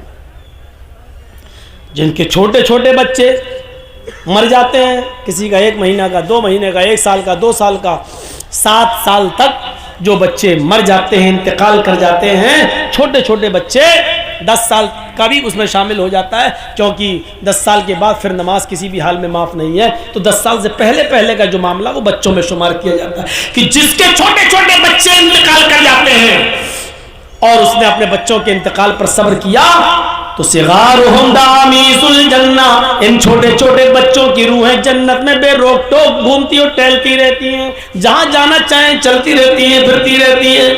कयामत का दिन होगा, मैदाने महशर में हिसाब किताब हो रहा होगा। हिसाब किताब हो जाने के बाद अल्लाह कहेगा जन्नतियों तुम जन्नत के अंदर चले जाओ, है जहन्नमियों तुम जहन्नम के अंदर चले जाओ। जन्नती जन्नत के किनारे पर और जहन्नमी जहन्नम के किनारे खड़े होंगे। जहन्नमियों को अल्लाह जब जहन्नम में डालने का हुक्म देगा फरिश्तों को, तो उससे पहले कहेगा इन जहन्नमियों में से उन लोगों को अलग कर दो जिनकी जिंदगी में हमने उनके छोटे छोटे बच्चे छीने हैं, उनके बच्चे छीने हैं, जिन बच्चों का इंतकाल हो गया उनके माँ बाप को अलग कर दो। उनको अलग कर दिया जाएगा। अल्लाह कहेगा बाकी को जहन्नम में डाल दो, सबको जहन्नम में जहन्नमियों को डाल दिया जाएगा। जिनके छोटे छोटे बच्चे छीने थे उनको एक अलग कर दिया जाएगा। फिर अल्लाह फरिश्तों को हुक्म देगा, फरिश्तों इनको जहन्नम में डालने से पहले इनके बच्चों से इनको मिलवा दो, क्योंकि दुनिया में भी इनसे छोटेपन में हमने बच्चे छीन लिए थे। बच्चों ने अपने माँ बाप को नहीं देखा और माँ बाप ने अपने बच्चों से सही तरीके से बात भी नहीं की है, इसलिए कि कोई बोलता था कोई नहीं। छोटे छोटे मासूम बच्चे थे, हमने उनको उठा लिया। आज इनको मिलवा दो, इनको जहन्नम में जाने से पहले इनकी ये तमन्ना भी पूरी कर दो ताकि इनको शिकायत न रहे। फरिश्ते उनके छोटे छोटे बच्चे जिनके छीने गए होंगे लेके आएंगे, उनको उनके माँ बाप से मिलवाया जाएगा। जो बच्चा अपने माँ बाप से मिलेगा उसको पकड़ लेगा, उसको पकड़ लेगा और उसको बातें करता होगा, अब्बू अब्बू। अभी दोनों बातें हो रही होंगी, इतने में हुक्म होगा बस टाइम खत्म हो गया, इन बच्चों को छुड़ा लो। आए फरिश्तों, और इनके माँ बाप को जहन्नम में डाल दो। हमने इन बच्चों से माँ बाप मिलवा दिए और माँ बाप को बच्चों से मिलवा दिया ताकि किसी को शिकायत न रहे। इनके माँ बाप को जहन्नम में डाल दो, जैसे अल्लाह ये हुक्म देगा जहन्नम में डाल दो, वैसे वो बच्चे अपने माँ बाप के दामन को पकड़ लेंगे। फयाखुज़ू बिनाहियति सौबी, वो अपने माँ बाप के कपड़े को दामन को पकड़ लेंगे। फलम युफारिकहा, फिर उसको छोड़ने का नाम नहीं लेंगे, उससे अलग नहीं होंगे, उसको छोड़ेंगे नहीं। कहेंगे अल्लाह दुनिया में भी तूने मुझसे दुनिया में भी मेरे माँ बाप से मुझको छीना और आखिरत में भी मुझसे मेरे माँ बाप छीन रहा है। ऐ अल्लाह दुनिया में तूने मुझे छीना माँ बाप से और आखिरत में माँ बाप को छीन रहा है मुझसे। ऐ अल्लाह ये तेरा कैसा इंसाफ है, दुनिया में भी तूने हमें मेरे माँ बाप नहीं दिए और आखिरत में भी मुझे मेरे माँ बाप नहीं दे रहा है। ऐ अल्लाह फिर तो बदनसीब हुए कि दुनिया में भी मुझे मेरे माँ बाप नहीं मिले और आखिरत में भी मेरे माँ बाप नहीं मिल रहे हैं। ऐ अल्लाह ऐसा न कर, अल्लाह मेरे माँ बाप को जन्नत में दाखिल कर दे, अल्लाह मेरे माँ बाप को मेरे साथ जन्नत में भेज दे। गैब से आवाज आएगी, आए फरिश्तों मैंने छोटे छोटे बच्चों की इस्तिदा को, इनकी गुजारिश को मैंने कबूल कर लिया है। आए फरिश्तों इनकी दुआ को मैंने सुन लिया है, इन छोटे छोटे बच्चों की बात को मैंने मान लिया है। आए फरिश्तों इन बच्चों को इनके साथ छोड़ दो और आए छोटे छोटे मासूम बच्चों अपने माँ बाप की उंगली पकड़ो और तुम अपने माँ बाप को हाथ पकड़ के अपने साथ जन्नत के अंदर ले जाओ। यहां पर भी जन्नत का लफ्ज आ गया, यानी जो बच्चे सिग़्र सिन्नी में छोटे छोटी हालत में उठा लिए जाते हैं और जिनके माँ बाप ने अपने बच्चों के इंतकाल पर सब्र किया, रोए नहीं, गला फाड़ फाड़ के बयान कर करके रोए नहीं, मातम नहीं किया और सीना नहीं पटका और बाल नहीं नोचे, बल्कि अल्लाह ने जब उनके बच्चों को उठाया तो अपने बच्चों के इंतकाल पर, मौत पर उन्होंने सब्र किया। कहा अल्लाह की अमानत थी, अल्लाह ने ले लिया। तो ऐसे माँ बाप को भी जन्नत में एंट्री मिलेगी उनके बच्चों के साथ। अल्लाह कहेगा इनको जन्नत के अंदर दाखिल कर दो, जाओ मैंने इनके गुनाह को माफ कर दिया। मेरे प्यारे साथियों, ये जन्नत में जाने के रास्ते थे जो मैंने आपके सामने इस 2 घंटे की तकरीर में आपके सामने पेश किया है।